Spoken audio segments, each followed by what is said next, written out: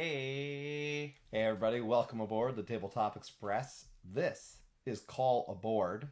This is our live call-in show. If you've never joined our live call-in show before, a few quick things for you to know. It's really easy to join. You use call-aboard.com. Remember that hyphen. Very important. Yep. Very important. Remember the hyphen. And you'll be able to join on the back channel and come on live with us. Also worth noting, you do not have to turn on your cameras. By all means, the biggest thing we need is your audio.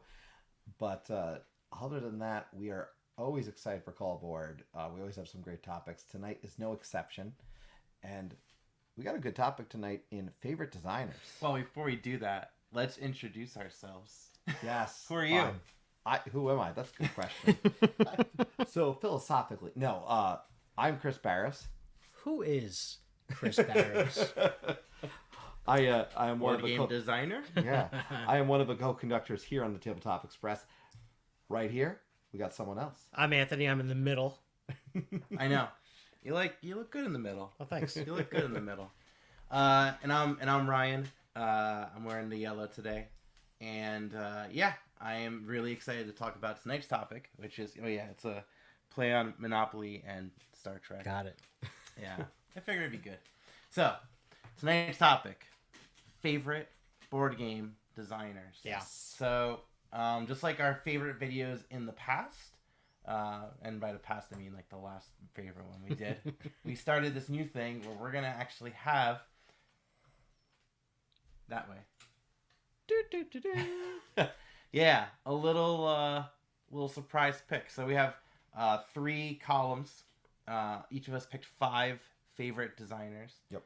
And we're pretty much just going to go through them. And if you have a favorite designer, you can call in with your favorite designer at call-aboard.com. Now, are we doing the same thing as last time where if someone mentions one of ours, that's when we kind of reveal what it is? That's correct. Okay. So if someone mentions one of our favorite designers, we will pull it right in. Got it. Yeah. And certainly, and it looks like Brian Chandler's here. Good to see you, Brian. Good evening, Brian.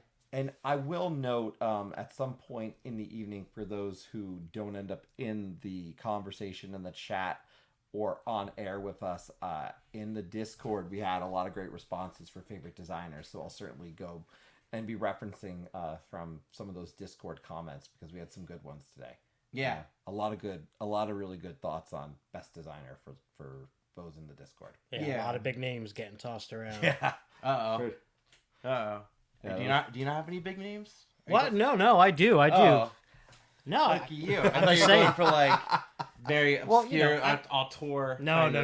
But whenever I have to make a list like this, I always fear that I'm going to like leave something out. It's funny that it's about designers this time because normally it's like your top whatever games, right? Yeah. Yeah. And I have this like irrational feeling that I'm going to somehow let a game down. Like I'm going to hurt a game's feelings for forgetting to include it on a list. This one's about real people, so that's a real possibility. Right. Well, Not that any of those people are going to care. The other thing too, by the way, so I see D-Nex is in the chat, and I see Jim Felly's in the chat.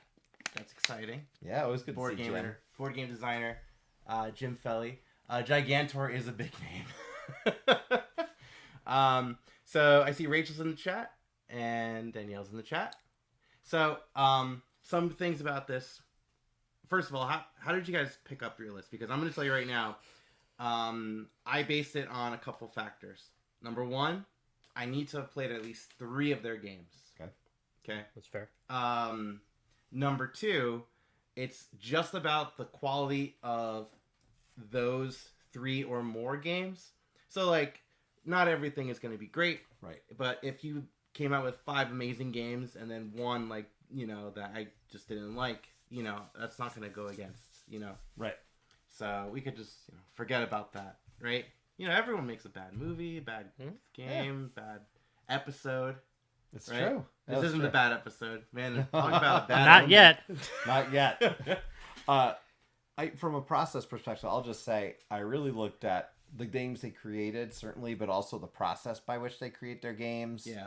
And I was really thinking about some folks just who even try different things, and I took that into account with mine. I have to note, I will say not all of my designers and this was kind of given away in the Discord, but not all of my designers even have free games. Oh, okay. So that's the one spoiler I give for people. So I couldn't follow a free game rule. I So mean, he's the person that's going to have the picks. So we'll we're have like, to who is disqualify that? that one. This was an enjoyable experience for me because it forced me to sit down and really analyze my collection. Really? Because the way I did it was, I wanted to know how many games have I played, like by these people, right? So basically, I looked at my collection first, and said how many games do I have by this person who's a game that I really like.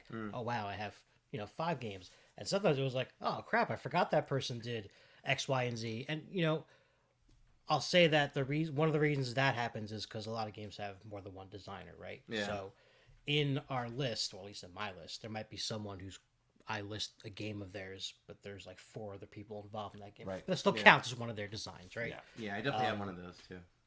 And so I base it a lot on just how many games I've played and enjoyed of these people. Yeah. And then kind of where they are in their career, so to speak, had a little bit to do with some order. I will say I had notes.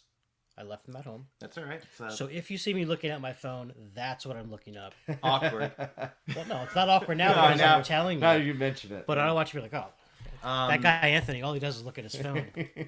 The one thing I do want to note too is that with the designers that we've picked, I picked it based on their games, their output, not necessarily them as a person.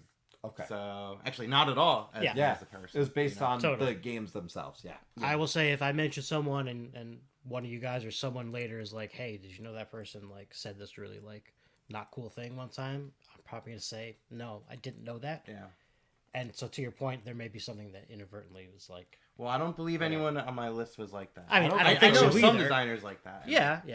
It's a good question from Jim, by the way, that we should probably speak to. Do people actually think about designer when they purchase a game, or do they strictly go by theme and setting?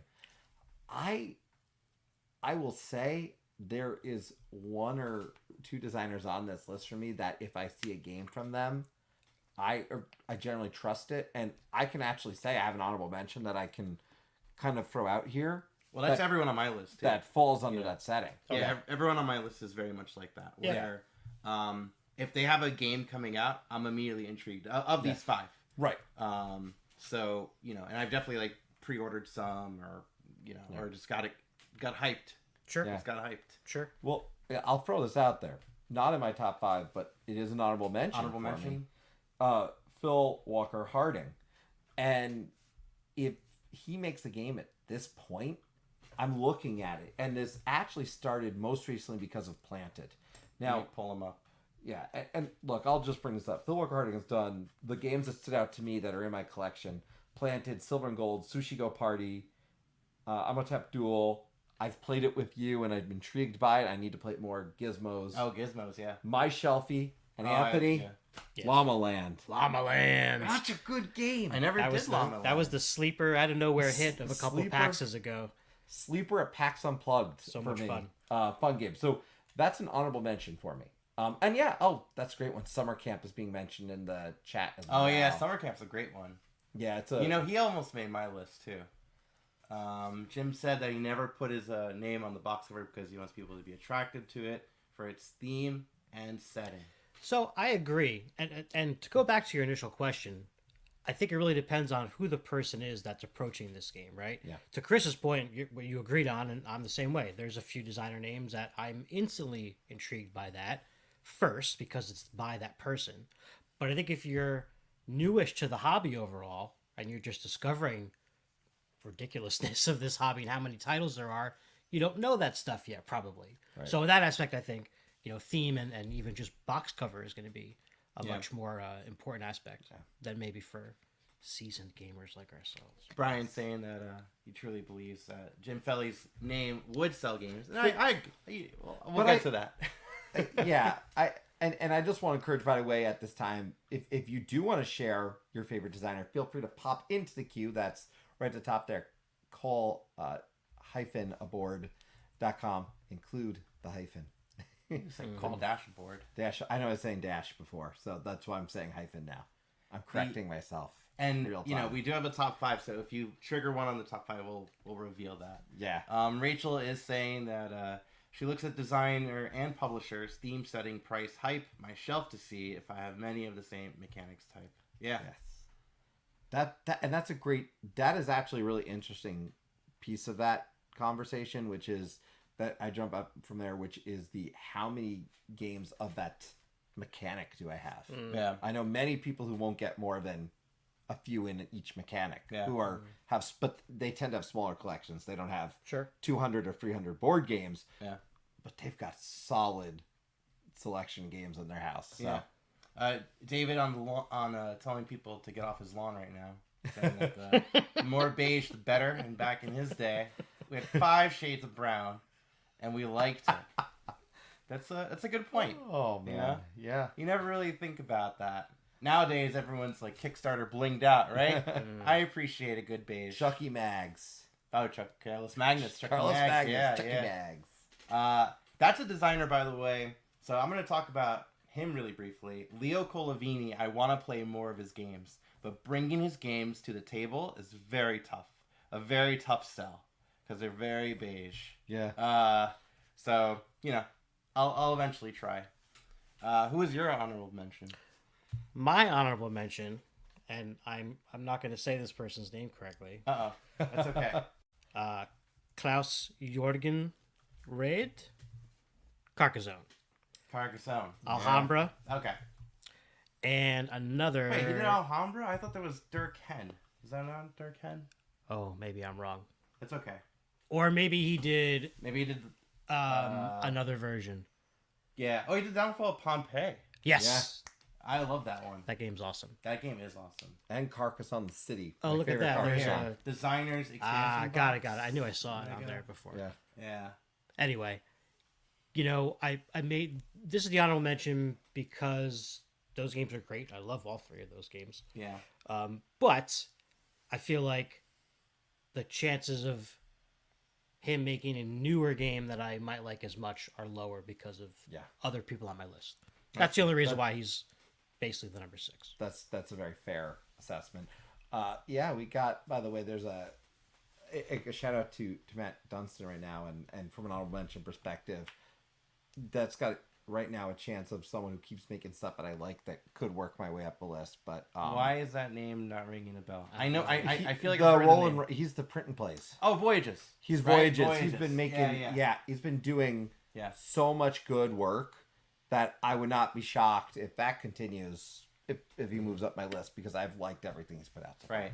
I still haven't played Voyages. I should. That's play so good. Voyages. Voyages, Aquamarine. Yeah, they're all. Well, we do have a caller. We do have a caller. Hey. No stranger to the channel.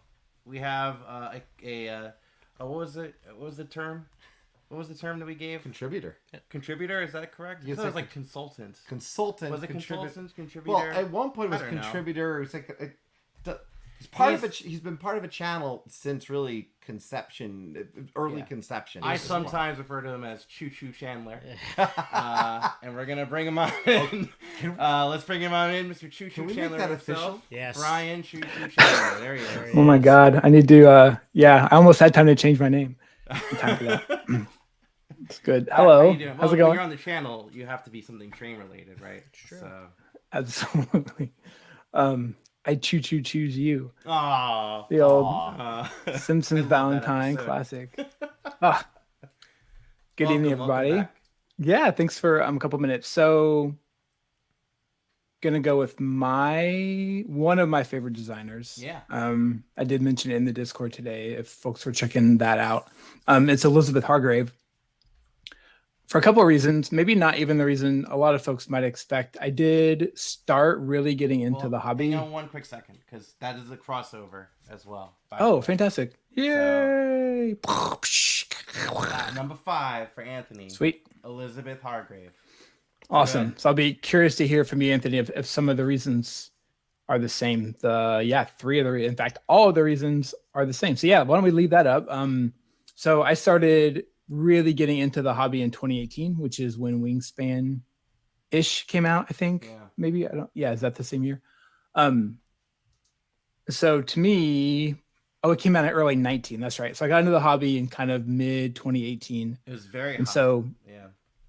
so that was a really big deal, like early in my gaming, I guess, career or whatever. I haven't gone pro just yet, but you know what I'm saying. Um, and so and I like Wingspan fine, but I'm not. I'll play it anytime, but I'm not like asking for Wingspan. But I really like Mariposas. I think that is a underrated push your luck game. It is essentially, or literally, is butterflies flying kind of north and then south. The thing about butterflies is the butterflies who fly north, those actual butterflies don't fly south. They end up dying, and their descendants are the ones who come back home in the next season, which is really interesting. Is that what happens in the game? Like you just That's what happens in the game, and that's what happens, dear Ryan, in life. Oh my goodness! Oh my goodness! So it's you're right. You're so right. This has been a mind-blowing episode already. Also, just a good, nice metaphor for generational, whatever, investment, all that stuff. And the other game that's just shot up my list over the last couple of years is Tussie Mussy. I just recently got all the expansion content, I think, and all the solo content. And it's just really, really good. It's become now, I think, my favorite button shy game. I like several other games, but it's my favorite at this point. But so all of those things, and the fact that Elizabeth Hargrave just cares about this stuff, and she's paying attention to the industry, and she tends to be pretty active. She's very approachable, or has been. She was the first person on Twitter who like responded to a question that I asked of a designer, and kind of blew me away that this industry was that approachable. That a designer who is winning awards and designing great games would actually have conversations with us. Obviously, Jim's in the chat right now that kind of helps, share that. So I know now that that's, more common than I thought it was at the time. But it wasn't. I never talked to Miyamoto, right? No big video game designer is having this kind of conversation with fans or content creators. And so I thought that was really cool. So yeah, all those things. So that's kind of mine. Yeah. I wonder, Anthony, any other thoughts since we're both talking about Elizabeth? I'll piggyback on everything you said there. The only reason she's number 5 for me and not higher is really because she's at the beginning of her presence, I would say, in the industry, right? I think she could easily move up the list. Wingspan is one of, if not my favorite game, like period. So I'm a huge Wingspan person. Mariposas, agreed, definitely underrated and a really cool push your luck. Like, how far can I go out? Can I get to this spot and still kind of get back? Because if you don't get back, you don't get any points. Like, it's rough. I should play this. It's really cool. Yeah. It's pretty cool. And yeah, Tussie Mussy, I just saw how many promos and stuff and other cards were out there for that game when I was looking and making this list. So definitely some things I got to put on my list for that as well, because I do like that game. But yeah, to your point, she like burst onto the scene. It was such a cool theme, and it was so spot on. Like the fact that every single card is unique just blew my mind. And then you have this giant heavyweight Beth Sobel that, when I first discovered her, to me came out of nowhere, right? And then it was like, talk about name recognition. Like anything she illustrates, I'm going to be looking at, if not just buying automatically at this point. And yeah, she's a great voice, right? She's a great voice for women, and at that time it was, trying to help in whatever meager ways me as a straight white male can, right? In that thing. And it was like, hey, we're trying to elevate these female voices in the industry. Well, let's do it. You did awesome stuff. Yeah. Amazing. You're a great person. I'm glad you mentioned. Sorry, go ahead. I'm wrong, Brian, because you may know this. Was she the one who started? Because I can't remember but there was someone who started like an active list of all the women designers, and I know she was on it, but I don't know if she started. But I know she was. I could be wrong. She was definitely on it, and I think she started a similar list for people of color and African Americans. Okay, stating that that's kind of what drove her to do that, because it sort of helped her that way. I think I'm kind of piecing together bits and pieces of my like brain. I said, I don't want to hold that as Yeah. as true fact, because I just know she was on the list, but I know her name was coming up around that time when I saw that list. Yeah, It and was that very helpful. second part from Anthony, I remember being true too. I know Elizabeth started that discussion in like a Twitter thread that turned into, I think it's on a website, maybe even on her website somewhere now. Yeah. It could be found. I'm glad you mentioned theme, because it was an introduction of, and a lot, she's been interviewed 100 times, but part of her story is playing games that aren't just about battle or space or things that she didn't care that much about. And so I think that that's really just open up the idea that people could be like, oh, I really could make a game about anything. And not that that wasn't true before, but it seems like it's actually happening now in a way that it wasn't happening as much 5 or 10 years ago. So I think that legacy, along with everything else we talked about. I think Yeah, more for so sure. it was definitely a lot more in the public eye because, I mean, Stonemaier has a significant fan base. Sure. So having Wingspan come out from Stonemaier Games, I think definitely helped out, because then you had that component quality. People saw the bird dice tower thing, like you have all that in there along with a unique enough game that people are excited to try out. Yeah. And regardless on like thoughts on the quality of game, for sure her voice is absolutely important in this industry. She did a great episode of Ludology, the podcast. If you ever listened to her episode, it's really, really well done. Also, she had a great interview with Riley Stock. The board game community show. I remember that one. I don't remember details. I just remember that one being particularly I should listen to that one. good too, from a couple years ago now. Yeah, I don't know. Riley sometime is in the chat. He may not be here now, but that is a good episode of that particular podcast, which I'm a big fan of. I can tell you're going to see Riley chatting with me soon because I asked Riley to be on my top 20 video. Oh, so, yeah. So Riley's Nice. going to be on my top 20 because I love chatting with Riley and he does great work. So. Did you do was it like a prom thing? Did you have No. There's no promposal or anything. I sent him a Twitter DM. I mean, that's about all I did. All right. No, great choice. And like I said, I think Wingspan is a very meaningful game for a lot of people. I think it might be the first modern board game for a lot of people as well at this point in time. I think it's such a wonderful introduction probably for so many. And it's not like it's I know it can be considered family, but there's a lot that goes on in that game. So it's not. What's that video? There's that guy that was in The Princess Bride. What's the actor's name? He was playing Wingspan. And it was Mandy Patinkin. Yeah, and it was just all over his head. He was cracking up from sheer confusion of someone reading the rules out loud. And it was just like it is not easy. But at the same time, you were like, "Let me teach you." Yeah, I think it is. That was a good example too of a game that looks very approachable, but that's I mean, you guys know it's like a quote unquote legit Euro game. It's not really a gateway game, even though it might have been a lot of people's gateway. I don't think it's a gateway game compared to other things I've played. Gateway game to begin with. But I agree. I don't think it. As an introductory game, there's a lot to that one. Yeah. So For sure. Yeah. But no, great choice. Good. Looks like Man of the Meeple has joined us, by the way. And we missed Mr. Rao. Mr. Rao. Mr. Rao. Hey, and just a friendly reminder, all of you who are joining, feel free to jump into the queue. That's call-aboard.com. And make sure you use the hyphen. So that should be the hashtag. Make sure to include the hyphen. Yeah.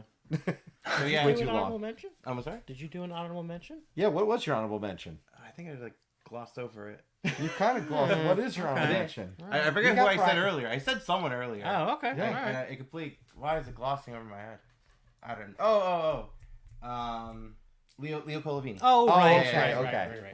Long games. I will actually tell you because I think you'll appreciate this that I will reveal that Ignacy over at Portal Games was the other person I've written down. Oh, okay. Because Ignacy Robinson, Trebacek. Yeah. Is that pronounced correctly? I very intentionally way only I've said heard the it first name, so I'm not gonna try. I went full. Yeah. I went full Ignacy. He's got Empires of the North, and he's also got Robinson Robinson Crusoe. Crusoe. So solid resume as far as I'm concerned. Yeah. So But yeah. I've got one more, just really quick. Yeah. It just came to mind. Peter McPherson. Oh, Make sure that's on yeah. anybody else's list. So Is that Tiny Peter, Tiny one, Towns. yes, Tiny Towns.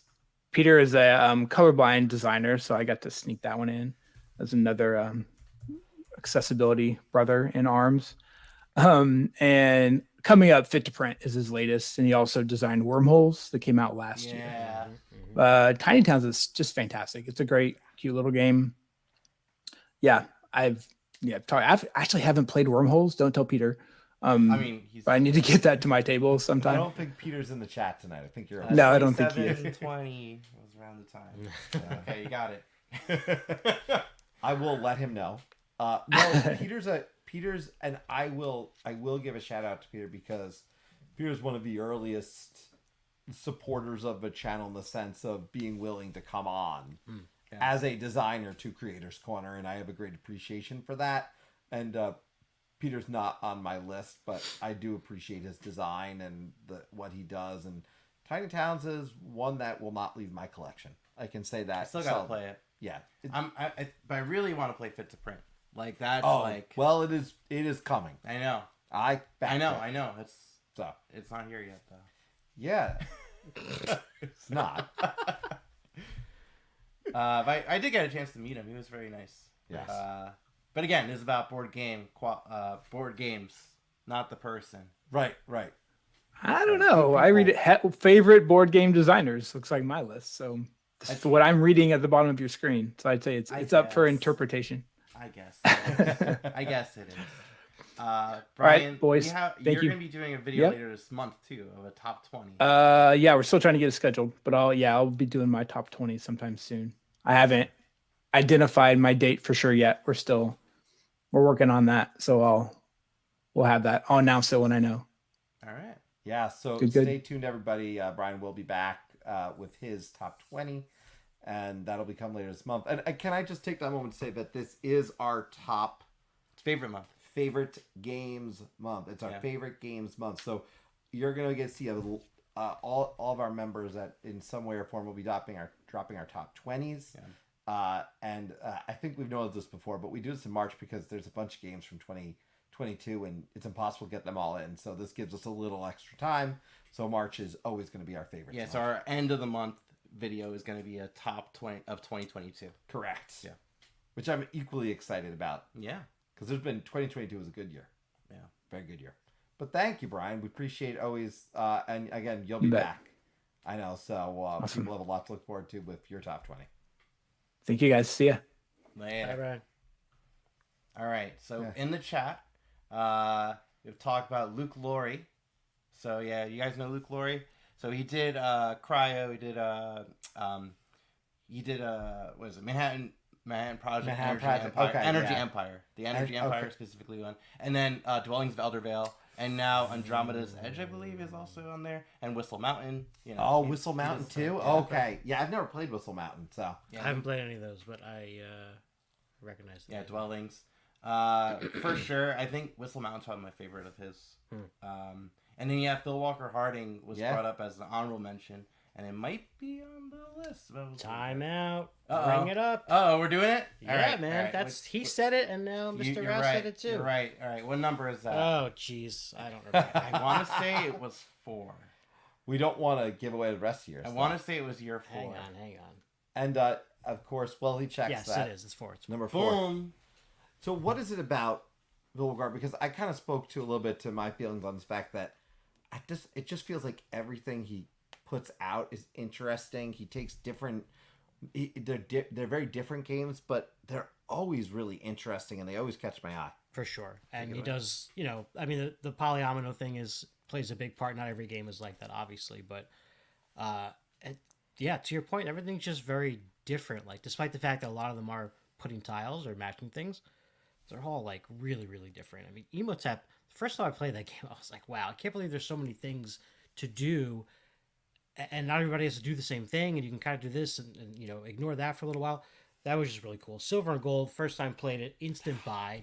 Yeah. Sushi Go Party, come on, that's just. Was your Silver and Gold first experience at PAX Unplugged? Yeah, we played. My wife and I played it. We played like a couple turns of. We didn't play a whole game, and we just bought it like right then and there. Yeah, same thing. We Same play it a lot, and that's I mean, geez, even my parents can play that game. That's how simple it is. Cacao, very underrated I game. haven't tried Cacao. That was I should try. during the during initial lockdown when Time Warp, our local game store, was closed. They were doing curbside and delivery. Yeah. And Cacao was a game that we got during that. We got, I think the next day we ordered more games from them and got an expansion or something like that. A game that I've played on, what's the site? Yukata very I often. think it's on Board Game Arena too. Oh, I'm sure it is, Yeah. but you know me, yeah. My go-to though on this list, Barren Park. Baron Park. Barren Park awesome. is like maybe top 40 for me. Like I Okay. love Barren Park. Okay. It's so good. What else? I feel like we're missing something. Well, there's Gizmos over there. Oh, right? yeah, yeah, He yeah. has like he has so many games though. Again, I had notes. What Yeah. is this? He owns a new kids game company called Joey Yes. Games. The first 3 games are fantastic and Australian themed. Whoa. Yeah, Gingerbread House, right? Yes, yeah, that's right. yeah. Gingerbread House is really cool too. The thing that changed him for me, like I said, was the fact that I bought Planted. I didn't look at the name. Yeah. To Jim's duh, spot, Planted. I didn't actually look at the name. Planted had plants on it. And I said my wife will love this, so I bought it. And then I realized who it was, and I said, "Wow, I have not disliked a single game I've played of his. So I now need to try Gingerbread House because I clearly will like it based on this track record at Well, this point." when I we were think you will. talking about with Wingspan about how it might not be an approachable game, I feel like Phil Walker Harding excels at making really approachable games. Yes. Like a lot of his games are excellent entryways into the hobby. Oh, I know I've what taught else. many people Sushi Go. Sorry. Oh, go ahead. He designed a bunch of the adventure games, like That's escape room right. boxes. He does Oh, all yeah. the adventure Did he? games, Yeah. really, for the most part, right? I I haven't so. done any of his. I should. Those adventure games, we should do a series of adventure games at some point. Yeah. That would be maybe a fun little adventure to go on. I don't know. Oh, I'm Cloud not gonna City. lie. My ratings on a lot of those are really low. But Yeah. on the Exit series and like those kinds of games, Right, It's right. same thing. You though. don't It's an like the escape exit room. ones? Nah, I'm not really an escape room guy. Oh, duh, Llama Land. Llama Land. Oh, yes. Llama Land. Yeah, you're Yeah. saying.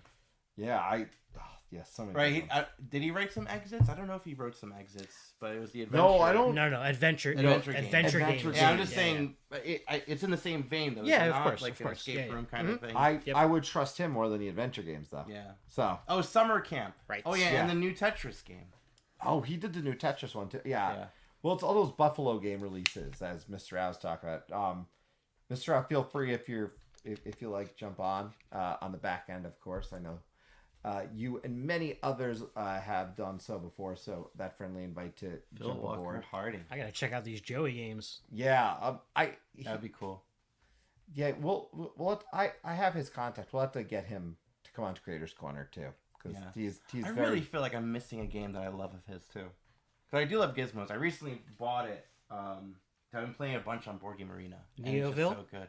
No, I haven't heard of that one. Monolith, No, let me see. the Lone Ranger game. No. The Lone Ranger game? What's Maybe it? not. Gingerbread House. Flick I've heard O'Shea? that one. Nah, that sounds fun though. Fjords? I like no. Explorers, Uh-uh. Dungeon Raiders, No. Cloud City, Caption No. if you can. That's fun. That No. sounds like a mistake, All right, Phil. we're just gonna run through all the. He's got It's so all right. many games. But again, you can't. Yeah, He's got a lot of games. he's got but- quality. But no, thank you for that, Mr. It was Mr. Rao who brought that up, right? Yeah. She was So this. thank you, Mr. Oh, Rao. archaeology. No, I didn't play that one. No, oh, that's good. No, maybe I'm wrong. Wait, did But I you do do wanna Super play the Mega Lucky expansions. Box? Super Mega Lucky Box. That's the one. Right. That's a great Not one. no credit me. That's yeah, Rachel all the yeah, way. yeah, right, yeah, yeah. Rachel in the chat's Rachel's got right. that covered. Yeah, that one's really fun. That's Yeah. like board game bingo. Yep. Board game. Yeah. That is exactly what it is. Yeah. It's fantastic.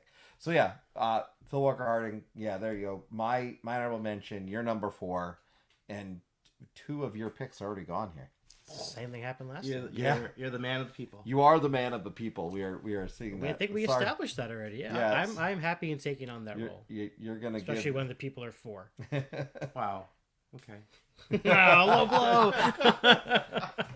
Oh, All right. Well, I guess we'll go on to our picks then. yeah. Hey, you and- guys got to catch up. Yeah, we'll catch up. all right. Well, do you want start to? with yours? Do you want to start with yours? Sure. I'll start with Oh, mine. you go. It's your house, your studio. This is my studio. your yeah. studio. So Yeah.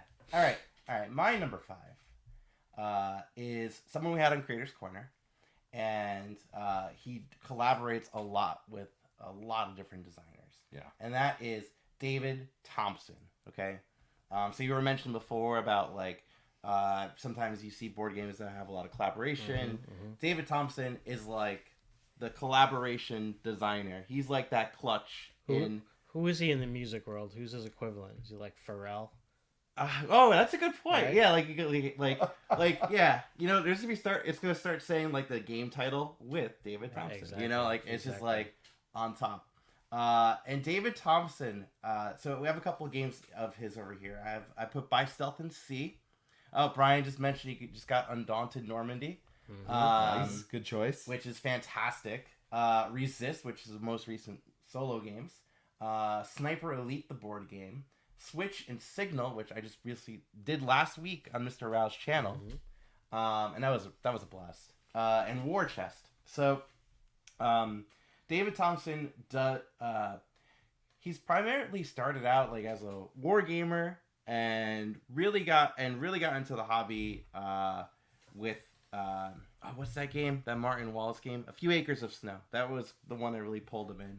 And he started just designing board games. He met Trevor Benjamin. They worked on a bunch of games together. He's referred to him as his brother from another mother, which Nice. that's his words. That because he was on the channel. We could drop a video of our creators corner there. Bing. War Chest they did together. Undaunted Stalingrad they did together. Resist they did together along with Roger Tankersley, and Roger Tankersley and David Thompson did Sniper Elite the board game together. But the reason why I put just David Thompson here specifically too, because I have played some of his solo games. Like I did Switch and Signal, which I loved, and that was just his solo design. I've also played Pavlov's House, which is a Dan Varson game that is a solo, kind of like a tower defense game. It's a solo tower defense game in World War II setting. So there's a lot of war elements, but he does a very good job of combining them with Euros. So you think a little more approachable than the... Oh, for sure. Yeah. For sure. Undaunted Stalingrad in particular, well, actually, the Undaunted series in particular, I think is fantastic for a great, like, bringing on people that are interested in wargaming into the Eurosphere to kind of have that, because Undaunted is a skirmish type of game where you're fighting each other, but the primary mechanism there is deck building. Mm-hmm. So, and it works out great, And Stalingrad is probably my favorite one. He does have a new one coming out. Yeah, so with Trevor Benjamin, it's another World War II game that is worker placement World War II. I did see that. Yeah. I forget the name, but I saw the cover. Yeah. Or a piece of art. So I'm in for that. Yeah. I'm in for that. And that's also from Osprey Games as well, too, that I want to try out, which same company that did. Undaunted. So yeah, David Thompson, like, if you see a game with David Thompson's name, I think the lowest game, like Pavlov's House I mentioned, that was the lowest rated one I put for him, because I don't like tower defense games primarily. And even that, I gave like a 6, because it was still pretty solid. Yeah. He mentioned this on the channel. Night Witches, yep. We got a little bit of he talked about it a little bit, but yeah, that sounded interesting. Yeah, Night Witches he's doing with Liz Davidson, who does Beyond Solitaire. Mm-hmm. Yeah. And then he's also doing one with Jeff Engelstein. I think it's Is called he? Shanky. Again, you see that name, there's going to be some quality. A lot of his games also have a good luck dependency to it too. I feel like a lot of his games are luck. There's a strong luck dependency, especially Switch and Signal, but it's not like overly frustrating random luck. You know what I mean? There's a lot of good decisions in, well, I could do something more efficient, or I could hedge my bets and just hope for this outcome if I set certain things up. I mean, that shows very well in Switch and Signal, where you're setting up a lot of things in hopes that it's going to come across. By Stealth and C, same thing. You're setting up a lot of things and hoping that it's going to come across. Resist is the same way. So there's a tremendous amount of luck. And even in the Undaunted series, a lot of the combat has to deal with D10s, and he's got to roll a D10. But there's ways to mitigate it. But I still think he excels at making a very luck-based board game still feel pretty close and attainable to winning. Yeah, but I like that, and I like that a lot. And this is a crossover. So much so that it's a crossover. And it's number 2. It is number 2. So I had really mostly played War Chest Yeah. prior to many of these other games, and I really liked War Chest.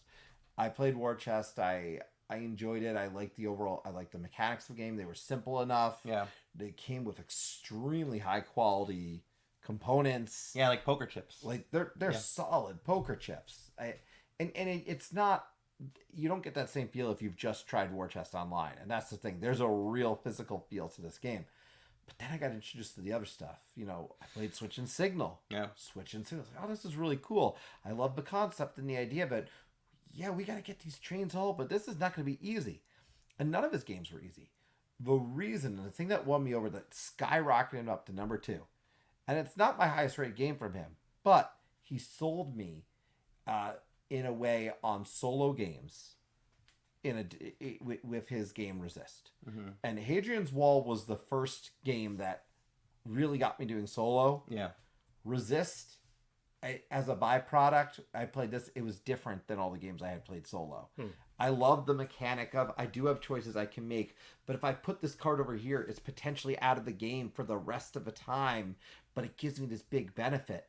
And I still have to defeat all of these different scenarios. Yeah. And I do like the scenario base for Resist. There's a scenario and just kind of a standard play. Yeah.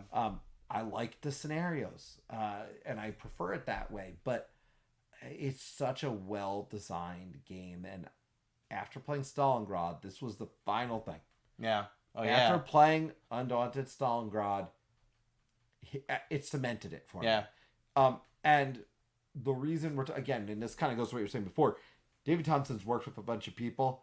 The work he's done in particular with certain people might stand out more than others, but he's worked with so many different people that in the long run here, I went with David Thompson. Yeah. But I appreciate it. I think everyone he's worked with has been fantastic. Yeah, I agree. And then also, I want to highlight too.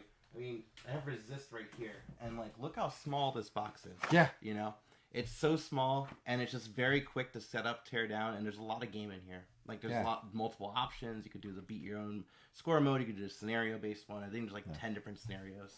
Sorry, it is like now infomercial. No, it was a great experience for me. And again, the only real game I was soloing consistently before you brought that to my attention, was probably Hadrian's Wall. And I played Hadrian's Wall a lot. Yeah.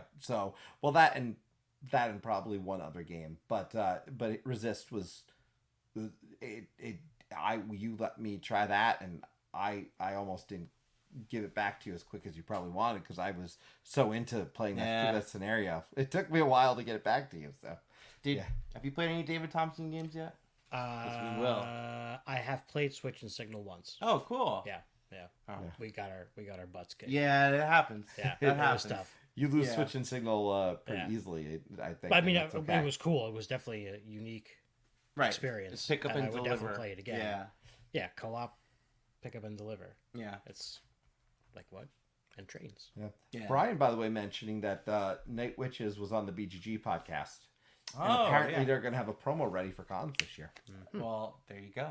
So there we go. We're going to have to get that. Yeah, we will need to try that out. So, but yeah, there's a crossover right there. There's our first and only crossover? It might be. I don't think so. I think there's Oh, something. that's fair. I do want to play Sniper Elite. I haven't played it, so I don't want to try and speak So I to regret it. not backing it because, like, when it comes to 1v all games, I get I've had a very bad time with a lot of them, except Fury of Dracula, because I hand that up and I like to wear a Dracula cape while I play. But I'm not joking. But, I didn't think you were. But Sniper Elite is a 1v all stealth game. And yeah, I regret not backing it. I'll pick it up at some point. I definitely want to try that out. Well, and before I give my number 5, just certainly we will stop going through our list if anyone wants to buzz in. This is a call-in show, so certainly feel free to call in. Call-board.com. I'll go to my number 5 real quick though. Yeah. My number 5 will shock you. It will not shock Sorry. anyone. It's like BuzzFeed. Now. And if you were in the Discord earlier when you shared a preview, yeah. It revealed the fact that my number 5 only had one little window for games designed, which was the ultimate giveaway. My number 5, and that is the reason it's number 5, by the way, is Andre Steiger because this is the designer of Targi. Yeah. Targi has been one of my top games for a long time. I'll zoom out. And I'll zoom in. Hang on. Go ahead. it's so small. I know. Yeah. So Responsive there you go. design. Wow. Responsive Pretty, design. pretty fancy. Great I know. coding. Great coding. Thank you. So here's the thing about Targi. And Targi is still the only game that I know of or that I've played where you're placing pieces on the outside to get things in the middle. Yeah. And maybe other ones exist, but it's the only one I've played. The game is always fun. The game is always variable. The replayability is high. Throw the theme out. I don't care. Yeah. You know, the theme, it doesn't matter to It me. is cool, the theme. It is cool, Yeah. but I throw the theme out because ultimately you could put a variety of different themes on this, Yeah. make it work, and I would love it because the mechanics of this game are great. Yeah.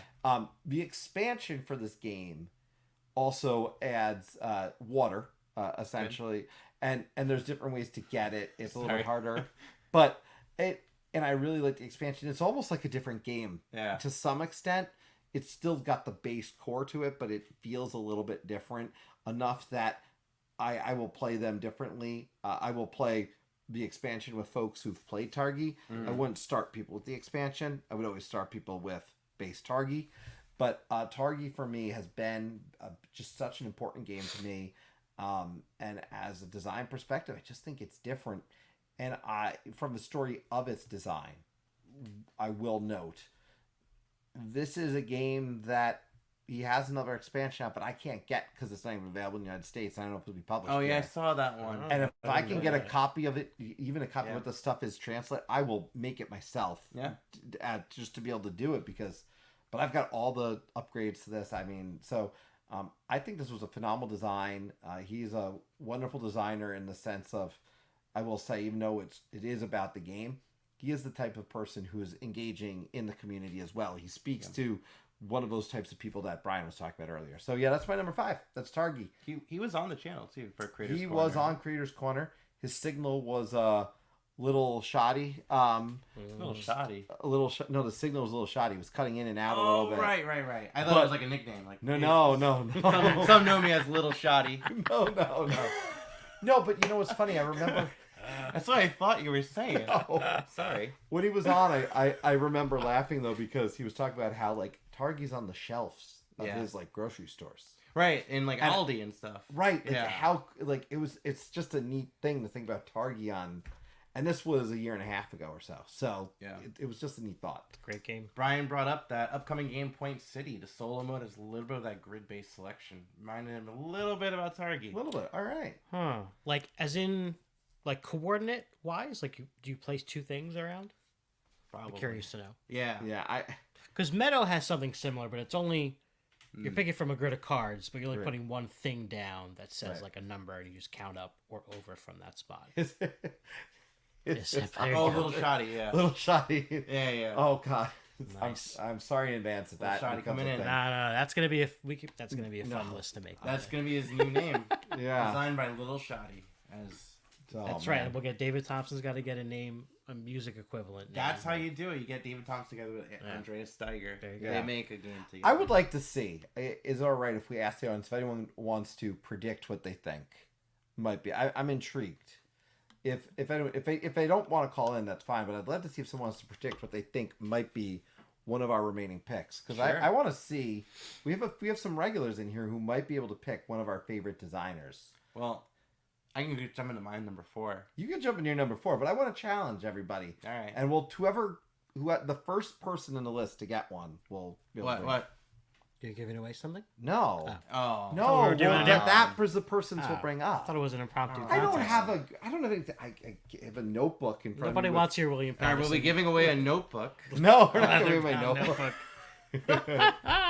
All right, so we got one oh, guess. uh. Got John D. Clare is a one Almost. of yours. That's Was it? It's in my top 10. Oh, top 10. Yeah. Oh. Sorry, it was close. That's a good guess though. You know, John D. Clare, I've only played, what have I only played? Space Base. Oh yeah? Space Base. I feel like there's something else. Oh, Ready, Set, Bet. Ready, set, Yeah, bet. Ready, Set, Bet. Yeah. You know what? I feel shame, but Why? no. Man of the Meatball. No, I don't have a... Did you want John Declare on your list? No. No, I'm talking about the Man of the Meatball. Yeah. You would think... Uwe Rosenberg. Yeah, that's one of those big names I was talking about. All right. Yeah, Cubitos. Cubitos, yeah. Now, okay, there you go. So I think Man of the Meeple will be winning this notebook. Sorry, I'm kidding. I'm just offering things. Jim Felly say everybody's comments remind me of a few games I've actually played. All right, Uwe Rosenberg. So nobody picked Uwe. That's a lie. That was a lie. When it came to deciding what favorite designer, spoilers to me, what favorite designer is going to crack my list, there were two names that were between 1 and 2. And after playing one of his most recent games, Uwe has gone to number 1 for me. Yeah. Oh, so, you definitely win something. Yeah, I like You Uwe. definitely win something. I'm not Yeah. giving him Picked something. his He's number got to one. give something away. Give him a water bottle. We'll That's brand mine. it. That's Oh, mine. that's a yours? used Kirkland water bottle. Autographed. So Uwe Rosenberg, so the man who invented that came out with Agricola, right? Caverna, Feast for Odin, Fields of Arle, Le Havre, Patchwork, not on there. We have Spring Meadow. so many games. Spring Meadow, Cottage Garden. Cottage Garden, And then the other one, Indian Summer. Indian Summer. The one I most recently play, Adiwa, and then Hallertau. There's just so many games. So Uwe is known for his farming board games. Yep. But when it comes to Uwe Rosenberg games, there are two mechanisms I think he's like top tier for, right? And that is worker placement, and also for tile like placement, Polyomino. like Right, polyomino kind of thing. Uwe's great. Anytime, like earlier in the chat when we are talking about, if there's a board game designer's name that gets you excited to buy a game, Uwe for sure. And I've gone through like a love-hate with this guy, you know? Okay. 'Cause That's fair. I mean, not really love-hate, but like, he was my favorite designer at one point, because Agricola was my favorite game of all time. Agricola is a mean worker placement game, and I love that. Also one. better than New York Corona. Zoo, a bunch of talk, but then there's games like New York Zoo that came out, which I don't really like. And it's not, it's nothing like, but the thing is, the man comes out with so many games that are just so, kind of like iterative upon themselves, but they're still very unique. They're still very different. Yeah, he comes out with a lot of farming games, but there's so many different ones. The most recent one that I played, Adiwa, has to do with the reforestation of Africa with fruit bats that are flying over and putting droppings down that are filled with fruit seeds that are building a forest. And Guano. yeah, guano, basically. Guano. Right. I know that from Ace Ventura, right? Pet Detective. No, When Nature Calls. Oh, Yeah, sorry. Bumblebee Tuna. Bumblebee Tuna. There But you go. well, when it comes to like a game about that, where it's about, bats dropping seeds, Uwe, you put Uwe's name? All right, I'll try that out. That sounds great. And you know what? It was great. I really love that one. That also came out in 2022. So if someone proposed to you if you wanted to play a game about guano and you didn't know it was him, I'd be intrigued still, I right? might be a little intrigued. Yeah. But it depends who's coming out with it. True. You know? I'll tell you right now, all 5 of the designers on my list, if they came out with a game about guano, I totally would play it. There you go. Yeah. So the David guano, Thompson, the guano test. yeah. The Guano Test. But for real though, Uwe Rosenberg, amazing games. Agricola is still in my top 5.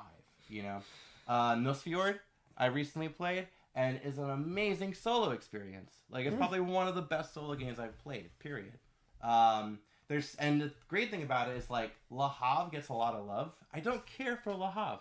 But that's what's great about Uwe. He has such a wide catalog that there's a lot of Uves out for everyone. You mentioned Patchwork was your favorite 2-player game. Oh, yeah. There's so many Uves out there that are great.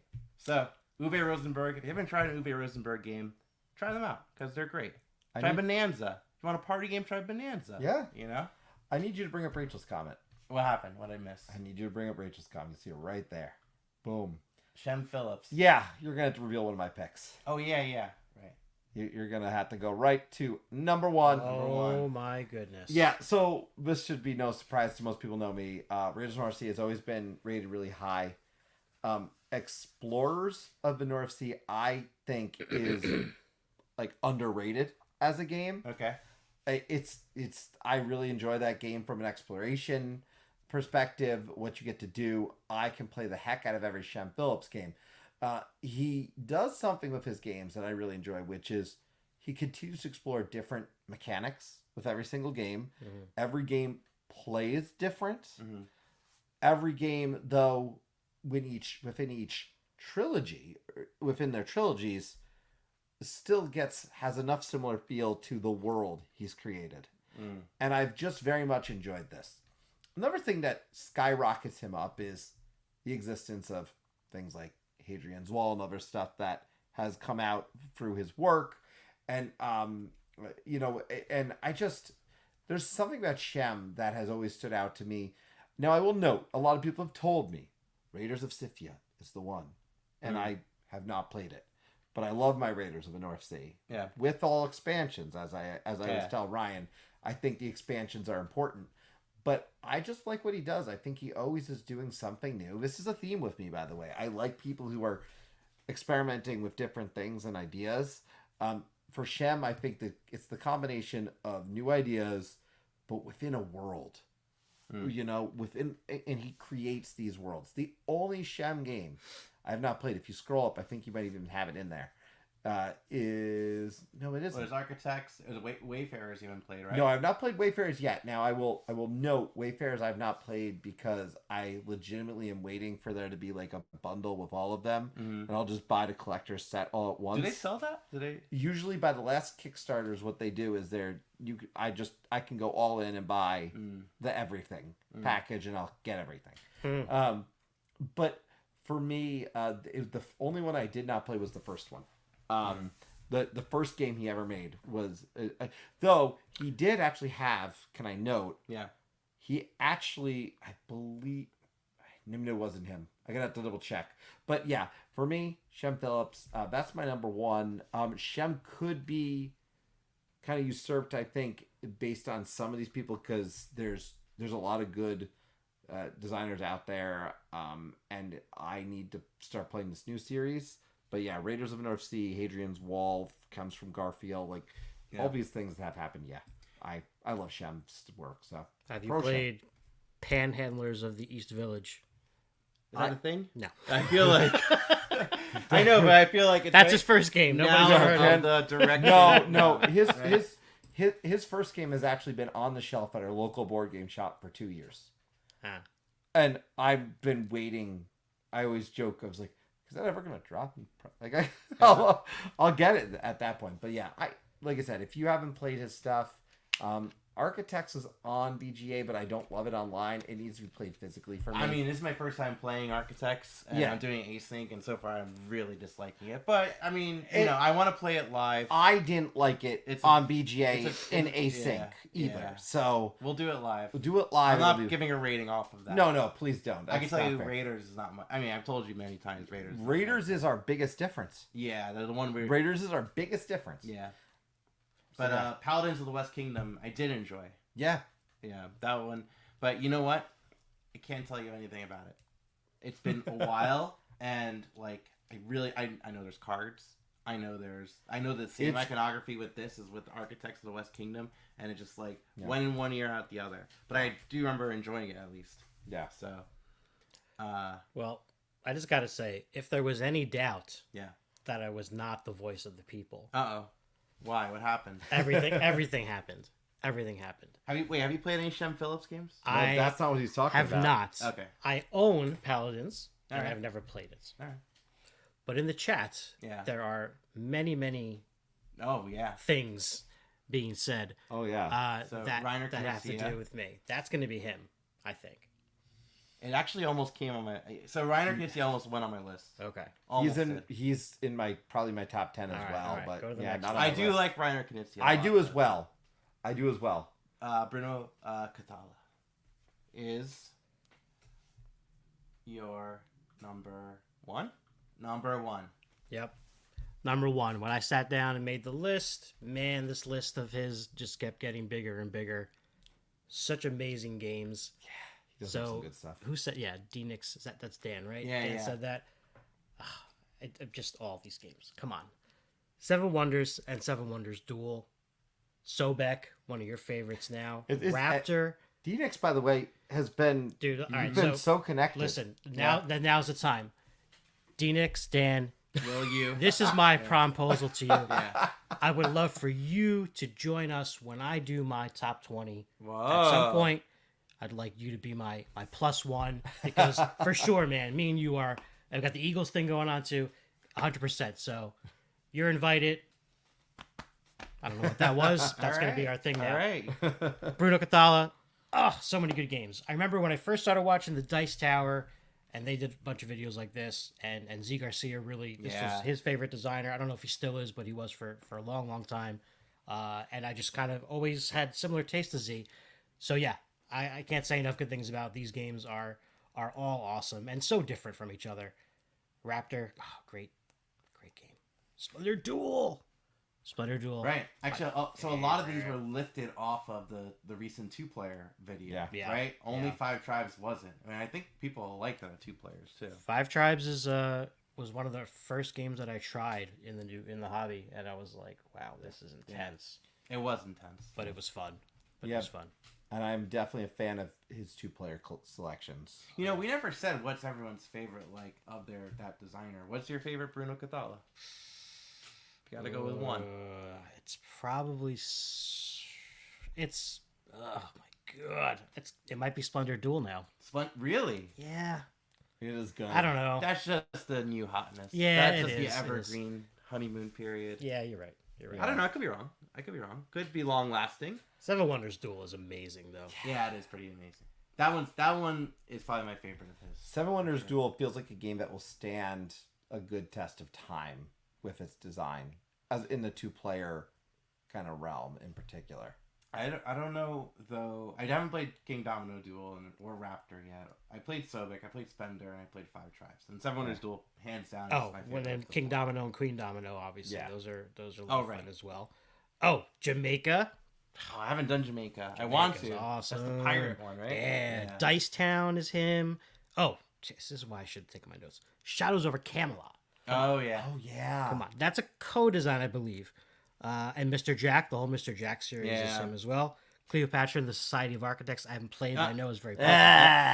Oh yeah. No. Actually, I did enjoy that one. Barrows hated it. Oh, I hated that game. okay. I'll play it with you. Cyclades, another cool one. That one's just getting reprinted. Yeah, we just. Oh, by yeah? the way, Yeah. thanks to you, we've now in the past 10 minutes we've just covered the 2 most divisive games between me and you, Yeah, I do like Cleopatra and Society. of Oh, okay. Architects. and I You hated it Yeah. with a bloody passion. I gave it to my friend Josh because he loves it. He's all about Egyptian. You gave it away because he didn't like it that No, much? no. Because he's really into like Egyptian, Yeah. Oh, okay, like ancient Egypt stuff. In all And- fairness, if we were reviewing the game, it would be coming off an experience where I had 7 turns in a row where I could do nothing because of the cards I had. Shadow's so good. You know, I played Shadows once, and I thought it was alright. Okay. But I the thing own is, it- I played it way after playing like Battlestar. You know, Yeah. and I like Battlestar. But granted, I know Battlestar kind of is a little clunkier. I'm not saying kind of. It definitely is a little It is clunkier than Shadows over Camelot. It has the but I theme like the that clunk. oozes, I though. like that, like,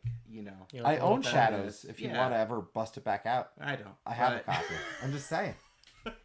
Being honest, I'm sorry. Were you you weren't the trader? I'm assuming. Was that? Were you the trader?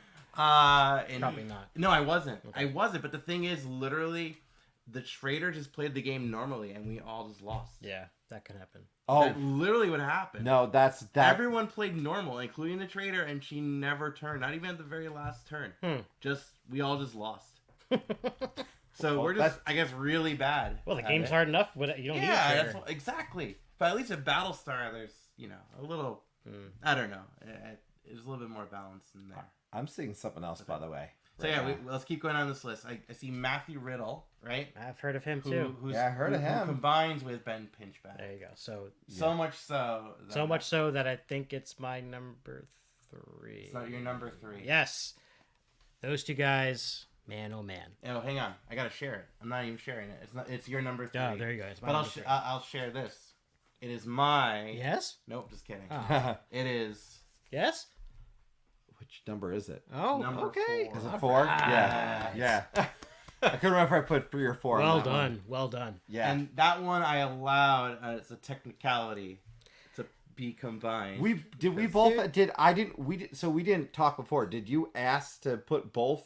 I didn't 'cause ask. I don't ask to do things Yeah, like I that. know. I said, here's my list. Yeah.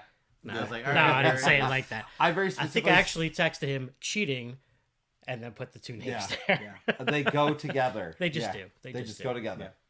Um, Well, you go. You start. Well, I mean, look, Fleet the Dice game is one of my favorite games of all time. Three Sisters is climbing up there as well. And then, obviously the just recently released Motor City, which we'll talk about a little more later on. And going back to what we first said about just the name recognition. And I've said this to you and you said this to me. Anything these guys put out together, especially if it's another Load It, Roll and Write, I mean, it's instant back. Yeah. For sure. I don't care what the theme is. It could be guano All right. in space.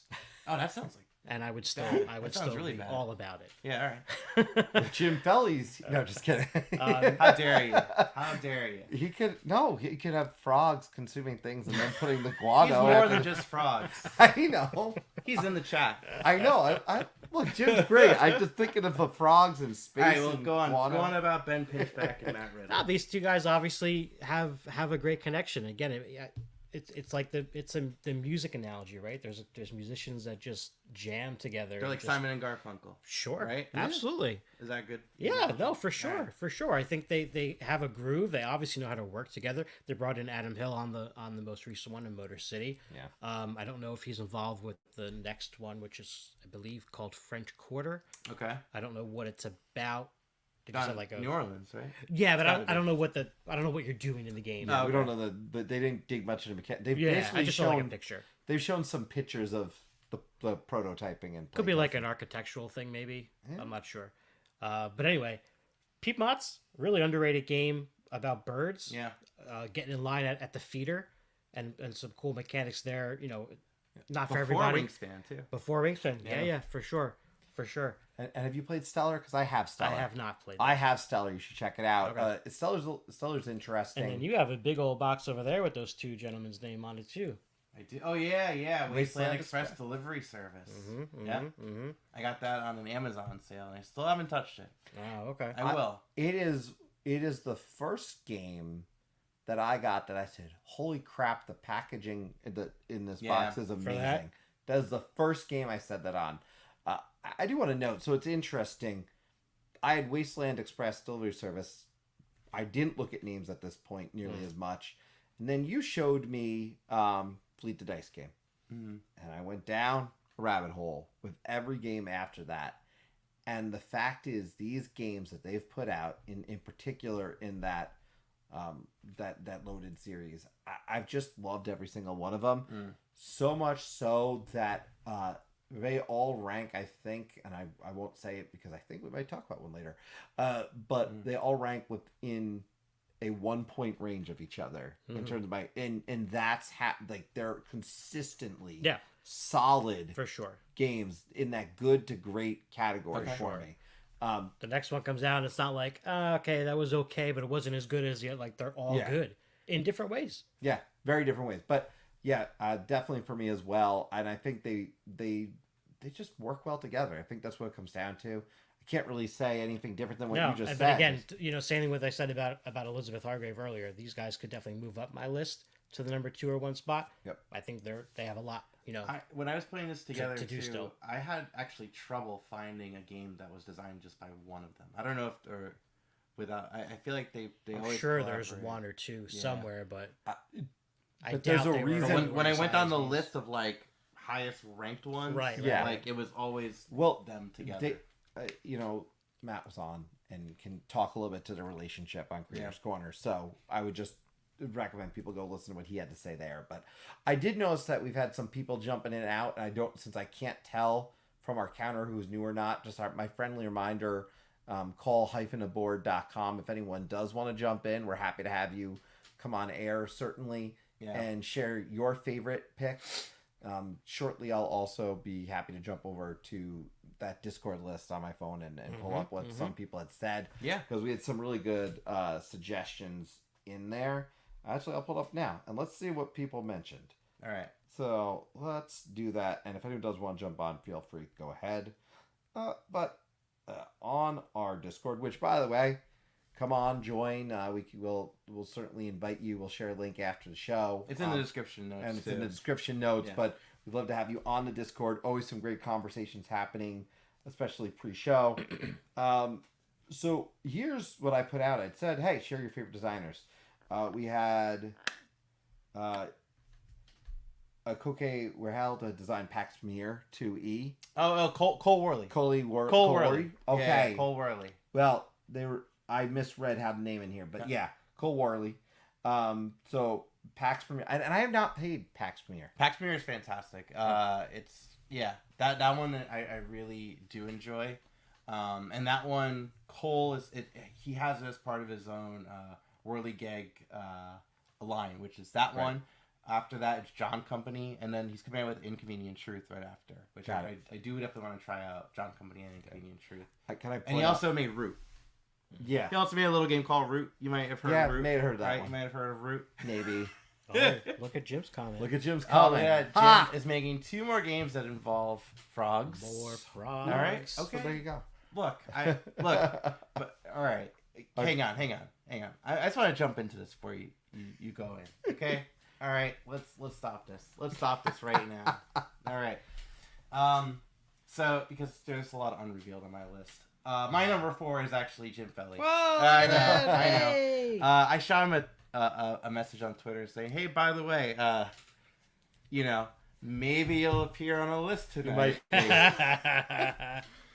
Which, out of context, it sounds weird. Like, it might appear on a list tonight. But Yeah, you're on a list. favorite board game designers list. Yeah. So, Jim, you're my number 4. So, and it's just about the games. You as a person is, that's you, Jim. But I first played Cosmic Frog. I'll start there. I loved it. Good transition. I was just immediately taken away with this theme, combined with the mechanisms of the game. It's very much Royal Rumble kind of board game. And the thing about Jim Felly in particular with his games, because after playing, and I was on the channel, I knew right away the first Creators Corner I want to do is Jim Felly. I reached out to him because I want to just hear this. And a lot of, board game designers, I feel like they may make games that resonate with them and they feel like there's an audience for that. Jim, I feel like, designs for Jim. And I like that Jim designs for Jim. Cosmic Frog is like, yeah, I want to see this world. Like, I want to see this excitement. And then later on, he came out with The Mirroring of Mary King. Yes. Which was fantastic 2-player game. That's my favorite of his, actually. Is Oh, that really? one. I love Cosmic Frog. Yeah. I see Mirroring. But Mary King, well, I like my 2 players, but that one was such an interesting thematic. Yeah. In terms of game and the tug of war with it. Right. And then that final version that ended up coming out because we played it online. We got to play on Tabletopia or Yeah. Tabletopia, whatever. Tabletop Simulator. Yeah, Tabletop Simulator. But final version had even some little tweaks that I thought made it even better. And I just really liked the tug of war that was going on with that. Is the women going to win, or is the the possession going to happen? Right, because you're either playing as the human Mary King Close or the ghost Mary King Close, fighting for the possession of a single body. So you're either retaining your humanity or trying to possess that, and it's so good.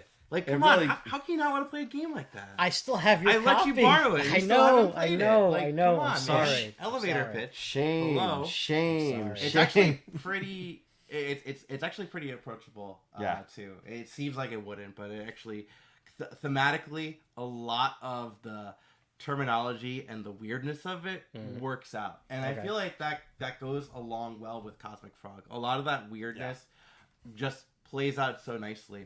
Because when we played Cosmic Frog, I gave a teach to everyone, but we all kind of just jumped right in. Leave That's Anthony alone. My boys, Leave my me boy. alone. My I thought you were boys talking got about me Cole is covered. great. And Cole is. I'm great. sure Cole is great. I don't know about this leave Anthony alone comment. No. So, anyways, going back to Cosmic Frog, there's a lot of approach. It's actually a lot less intimidating once you're really in it, and it's once you just accept the fact that you're going to be punched in the face and start just disgorging land tiles from your gullet and having other people take it and put it in their gullet and put it into the vault.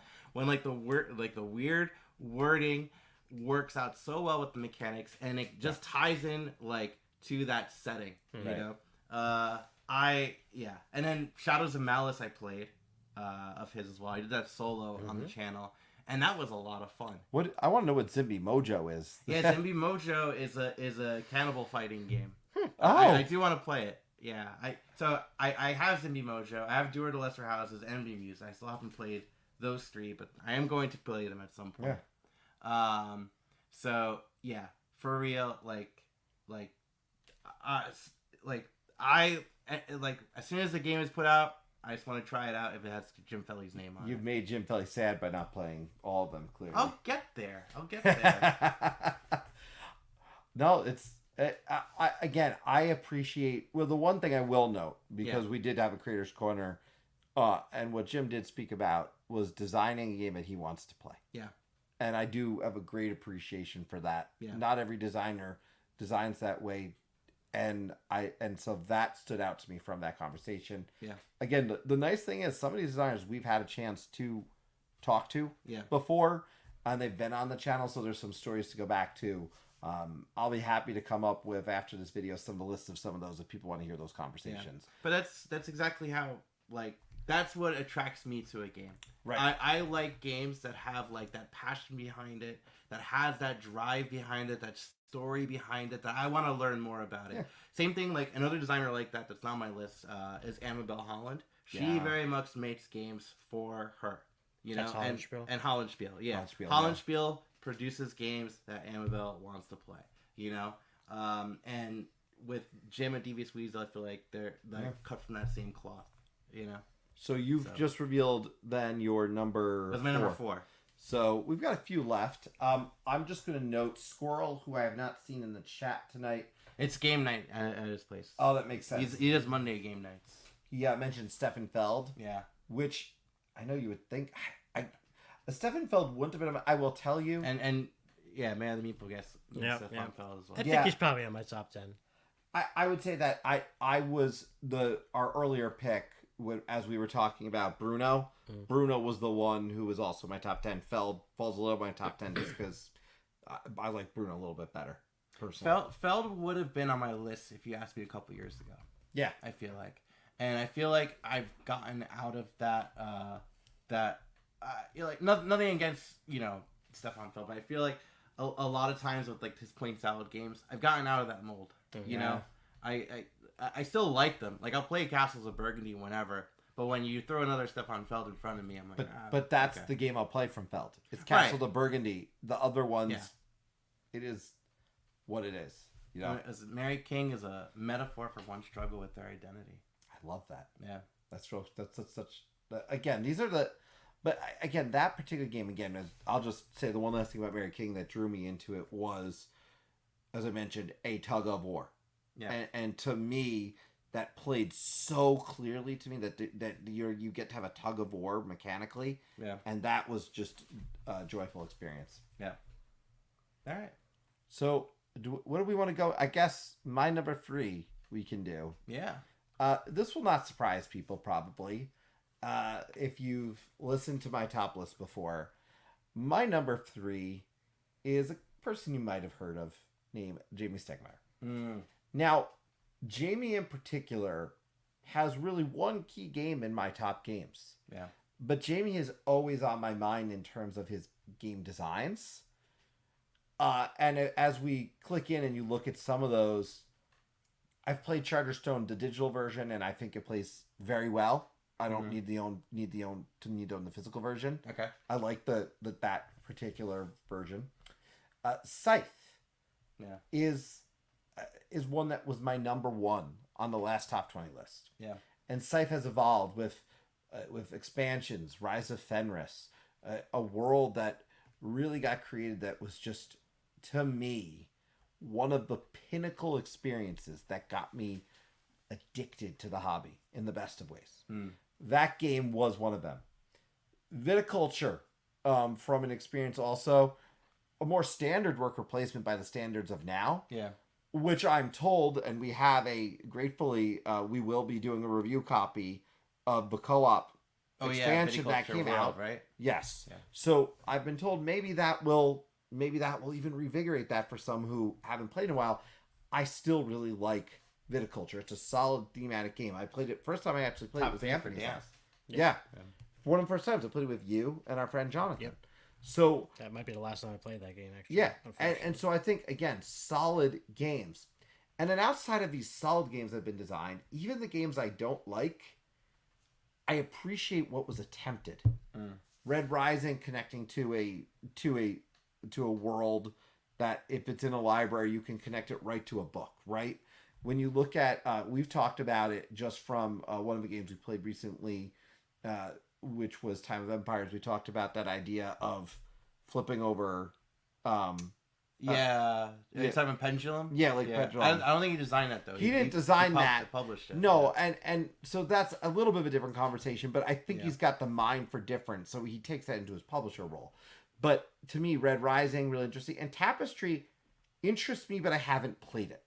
I have not played Tapestry. I cannot speak to it. Yeah. But for me, the work on Scythe alone, which has a world that's been expanded and is growing, because the world of Scythe, even though it's a follow-up game and a standalone, we've got another game coming from him.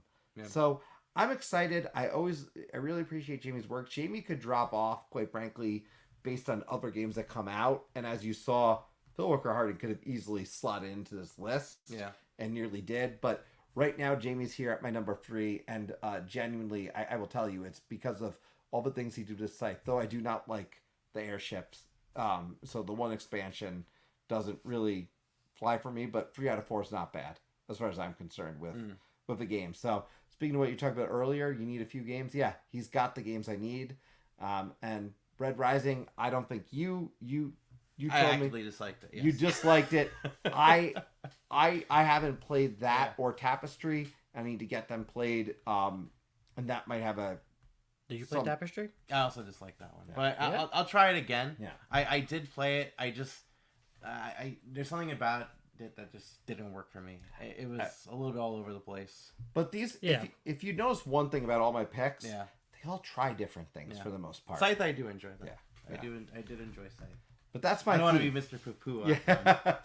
But I just want to point out that's really my theme with me is the people who are trying different things. Yeah. That even if I don't like it, I have a genuine appreciation they tried something different. Yeah. And that's a big theme for me. So you can see your top 5 participation awards. No, not really. You know which one I actually did enjoy? It's not fair. I enjoyed Smitten. Oh yes, Smitten was like kind of like was it 18 card like throwaway kind of promo thing that came with one purchase of some other game. Yeah, and that's they came with Libertalia. It came with Libertalia, the remake of Libertalia. Yeah, and then that is just small 18 deck of cards trying to build a Rolling Realms. cooperative. And well, that's what I was just going to call out. Rolling Realms, which to me was just when you look at what Jamie did during the pandemic, during COVID, coming out with a game that people could play. Like those are sort of things that haven't stood out to me. Yeah. So, and that's the reason I say Jamie is a swell guy. I can second what Jim said there. I'm definitely judging it not on Jamie being a swell guy, but that's true. And then Rolling Realms, of course, I think is actually maybe a big reason in retrospect, now that I'm saying it, why he's probably in the top 3. Because during the pandemic, he came up with something and gave something for me to enjoy. Yeah, that was such a cool idea. And to me, that speaks volumes about his views as a designer. And it just keeps growing, that game, right? They just keep. And I will buy everything. Of course, I will buy everything for it. So yeah, but that's my number 3. It's Jamie Stegmaier. Yeah, Stillmeyer game. Picking just for the games. Yeah, it is a pretty great list of people too so far. So. until my number 3. No, I'm kidding. Right? No.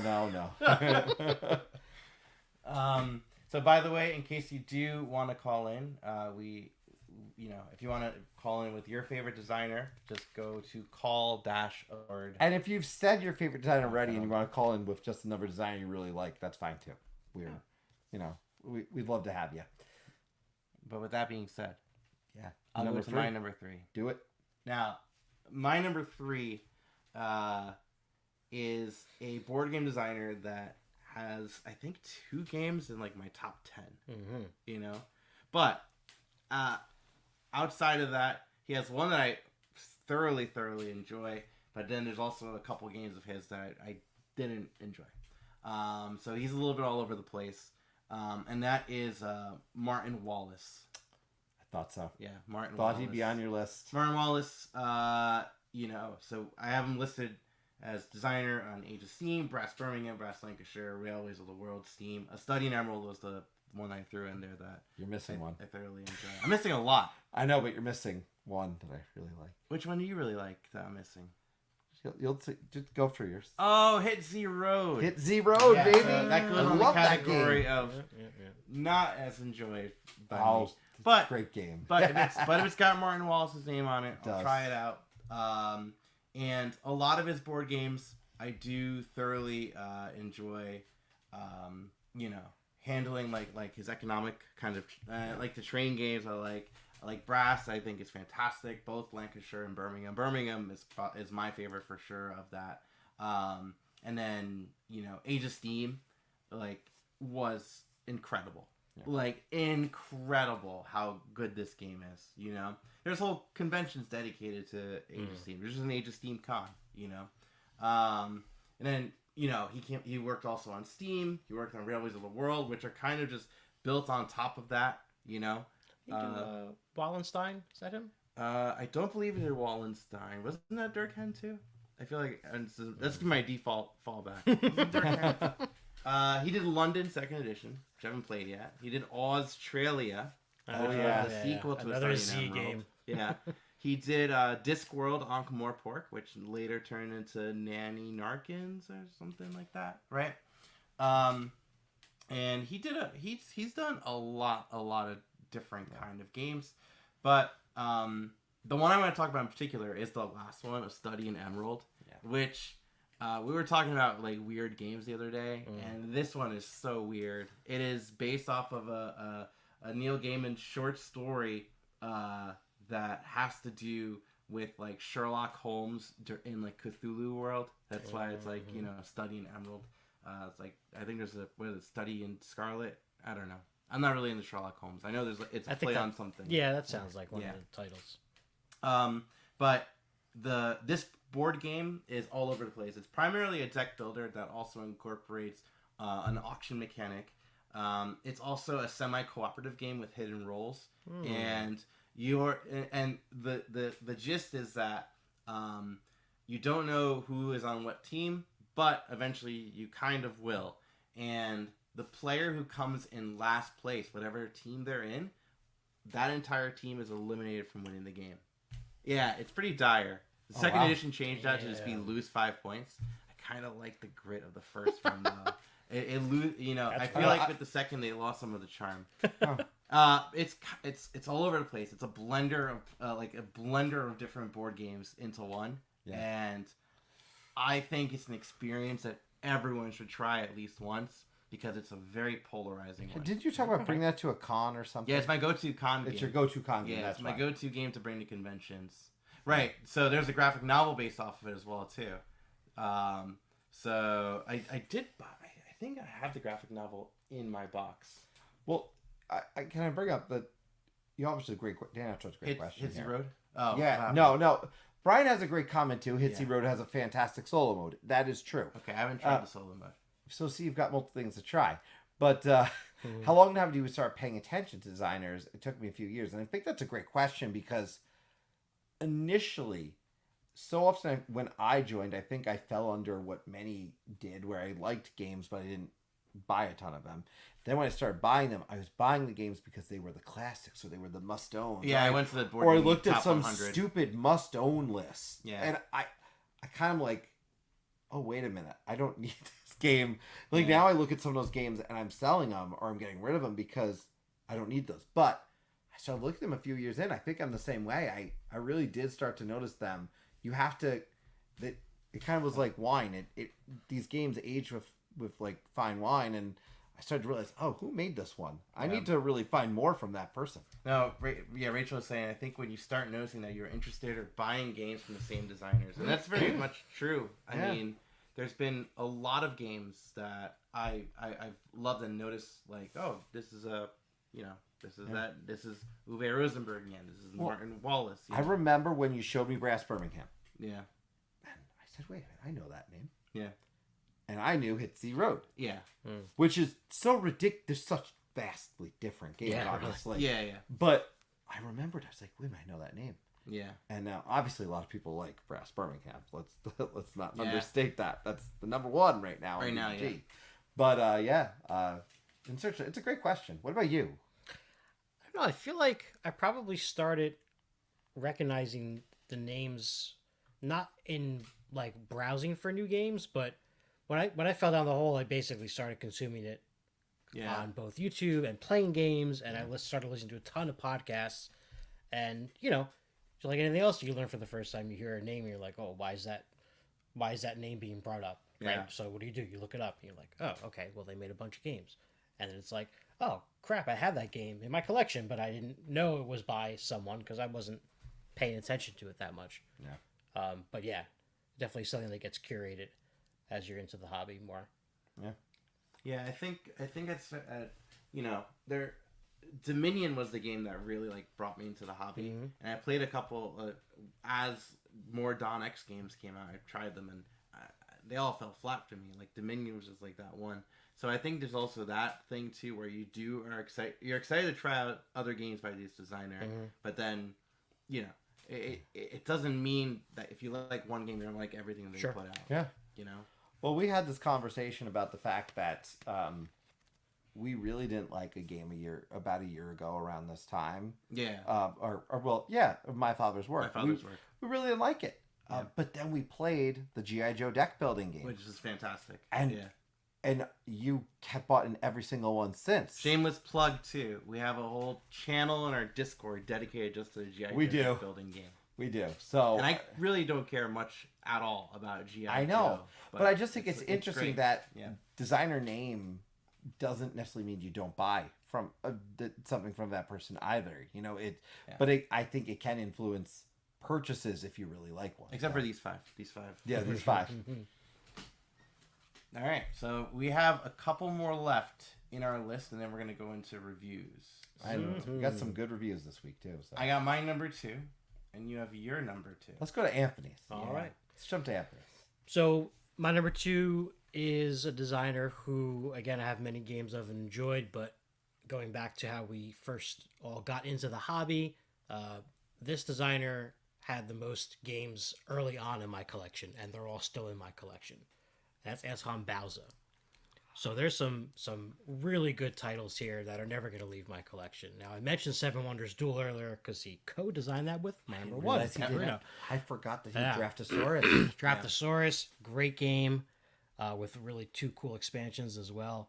And Ghost Stories. Oh, man, Ghost Stories. Have you played Ghost Stories? I have. Okay. I have. Do you like it? I feel like you would like it. You would think so. I'll get. I can't figure him out. It's hard to figure out. I bought it for theme. Okay. It's Actually, a great theme. I'll talk about Anton Bauza, and then I'll go on to Ghost Stories after this. Well, Ghost Stories, I'll say the first time my wife and I played it, I believe we played it 12 or 13 times in a row. Yeah. Because we had to beat it, and it was all around Halloween time, so it just instantly became one of the most played games in our house. But in addition to those, you also got Hanabi, which is a very unique theme and kind of mechanic. Well, I guess other games that do that, but basically trying to put on a cool fireworks display as a group co-op game, but you can't see your own cards. Takenoko, man, this is probably, if my wife had to make her top 10, I think this would be there. And I love this game too. Another game that we have played the snot out of. Great components and definitely an entry level game, and there's a good amount of stuff going on, but it's pretty easy to explain. And then you have Tokaido as well, which is just one of the most beautiful boards and artwork games that's just totally chill. You probably don't like it that much. Yeah, I didn't really. No interaction whatsoever. Yeah. It's very much a solitary. It's very journey much, game. yeah. You're literally just. Yeah. But for that reason, it's easy to teach to people, and it's It was the first game I played where whoever's last gets to go. yeah, that's a cool thing too. That's a cool thing too. And then there's probably other games, of course, that I'm forgetting by him. But I think Jim's got a very important comment that I would like to make sure we bring up, because I do think this is very true. And I was thinking about it as I made the list. I wanted the list to be a true list. But I was not blind also to when I realized that. So I wanted to be truthful. There's a lot of popular names. Yeah, there's a lot of popular names, but at the same time, there's a big lack of diversity there. And I recognize it. So I think the big thing is, if this was a top 20 list, you'd see a lot more diversity, because I think a lot of the newer people, and I do have a bunch of newer people, I realize, but I think a lot of newer people fall maybe in those 10 to 20 range for me. But yeah, it does show in the history, in the evolution of the industry, the reality of that. So I want to thank Jim for saying that, because I think it's the truth in that statement. No, absolutely is remarkably important. mm-hmm. No, absolutely. I mean, there's certainly a domination, with white males, I guess, in board game design, and it sucks. Yeah, like, it really sucks. Well, I think that's a big reason when we were talking about Elizabeth, that we talked so much about that, because I think that does change. And there's we were playing again, and we're not reviewing it tonight, but because I haven't got a chance to play it. But for example, Her Story was a game we played recently. We've talked about Votes for Women. I know we've got Tori Brown coming up on Wednesday on the channel. So there's some phenomenal people in the space doing really cool stuff.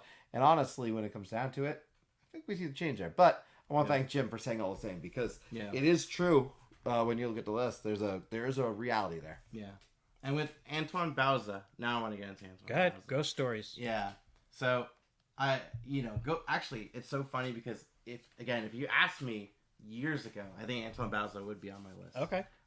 Because Hanabi was one that I was all over. Seven Wonders, I was all over.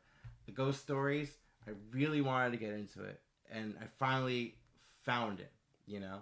I finally found a copy of Ghost Stories, but then when I ended up actually playing it, when I was talking about David Thompson earlier, with he has a lot of luck-driven games, but it still feels somewhat attainable. Ghost Stories is very, very, very, very difficult to win Ghost Stories, because there's a lot of luck. And I got to a point where I was frustrated to just play it solo as many times as I can until I finally beat it. And I did beat it once. Okay. And then I sold it. And I'm like, yeah, I'm done. I don't know. All right. I could see that. Yeah. But I do want to try Last Bastion, which is like a newer version of Ghost Stories. Yes. But well, we do have one more pick then, I believe, right? And that would be and then Brian's pointing out too that I do think putting attention on women, non-binary, and people of color designers will be important. Yeah. No, there's no question. Yeah. So, I mean, like I said, I think when it comes down to it, there are some great lists for that too that we're constantly trying to. And in all, I will say that I'm always excited when I get to play, obviously, any game, but we've certainly got a few good ones coming up that we're excited to talk about that fall in that department. So yeah, I mean, right, because I think it is important to highlight too as much as we can. Like Wednesday, right? You said Tori Brown. I'll take this moment actually, if we could, to talk a little bit about that one, so everybody knows. Wednesday, Creators Corner. It is going to be International Women's Day, and Tori Brown's going to be joining us. If you caught a previous episode, we were lucky enough that Tori had happened to call in for one of the shows. Yeah. So we kind of you almost get a sneak peek of what you're going to get. Tori's got this really wonderful energy that I cannot wait to talk about Votes for Women with her. She's so proud. Yeah, and rightfully so. talk about engaging designers, by the way. Yeah. Because the way Tori has engaged with the audience around that game is phenomenal. So I'm going to invite everybody to tune in 9 o'clock on Wednesday. Ryan and I are going to be talking with Tori. So please tune in then. That's going to be Creators Corner. Yeah. So. All right. Your number 2. My last pick, which, again, was dancing between number 2 and number 1. And this is a designer that I feel like every board game he comes out with is just completely different from the other. And that's Vlada Cavadl. So Vlada, came out with an explosive game, Codenames, right? That just kind of just changed everything. Like, I don't know, it's Codenames is just been like a crazy party game that you can buy anywhere. There's different versions. Many versions. And, he's riding the Codenames bucks, like, do it. Because, like, Codenames is amazing. And when it came out, it changed so many different things. But he has such a unique library of games. Yeah, I was going to say. Like, you got Mage Knight. Right. So you compare Codenames to Mage Knight, right? And Mage Knight is a fantastic solo game. Like, it is one of the best. It might be, actually, I think it is my favorite, for sure. The Star Trek version, because there's a Star Trek version. What's that one called? Star Trek Frontiers. So, but Mage Knight has been fantastic. Galaxy Trucker, again, completely different. A tile layer I love at events the life size Galaxy Trucker. Oh yeah. There was at the convention. life size outside that area. Oh my god, it's so great. I don't know if you played Galaxy Trucker, but it's fantastic. It's chaos. Yeah, it's chaos. So you're rushing real time to build, and it's actually probably my favorite real time game. So you're building all together, just tile laying and building a ship, and then the real time portion starts, and then your ship goes out into space and encounters all sorts of hazards that are going to destroy your ship, and you have to be okay with losing a lot of your ship because it's going to happen. Yeah. Right. And it's not at the end of the game. It's not whoever has the most money wins. It's if you have $1 or more, you are a winner in the game. Yeah. Because it is mean. Dungeon Pets, right, is really funny where you get to like be a pet shop owner for different pets that are going out into dungeons. So like different creatures that would come out. There's a lot of poop cleaning. Space Alert is a real-time game as well too. And that one, you're programming all the things you're going to do. Okay.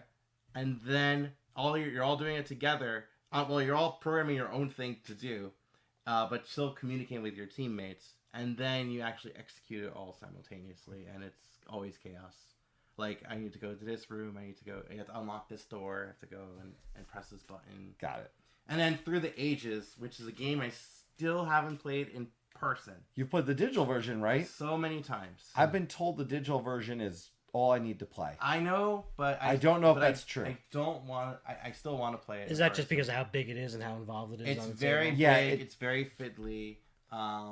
It's a lot to get to the table, a lot to kind of manage. I don't truthfully, for the record, think any game actually should still have it right there.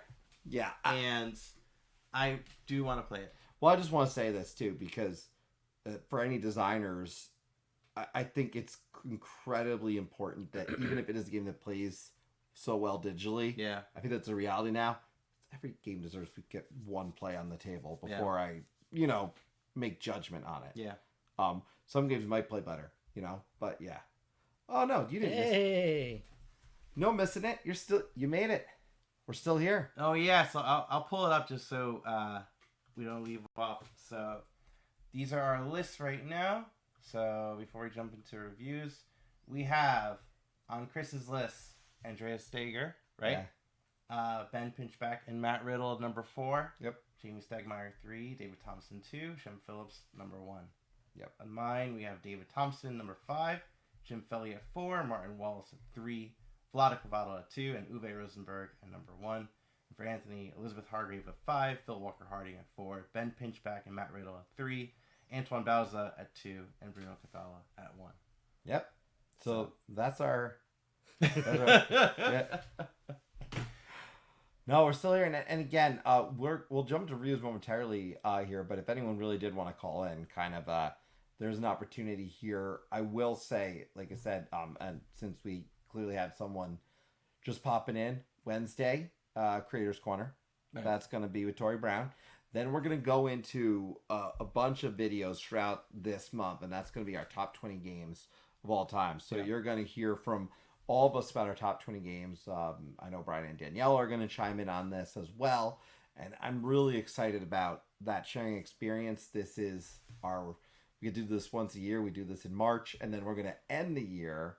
End the month. End the month. I'm sorry, end the year. End the year. End the month with our top of 2022.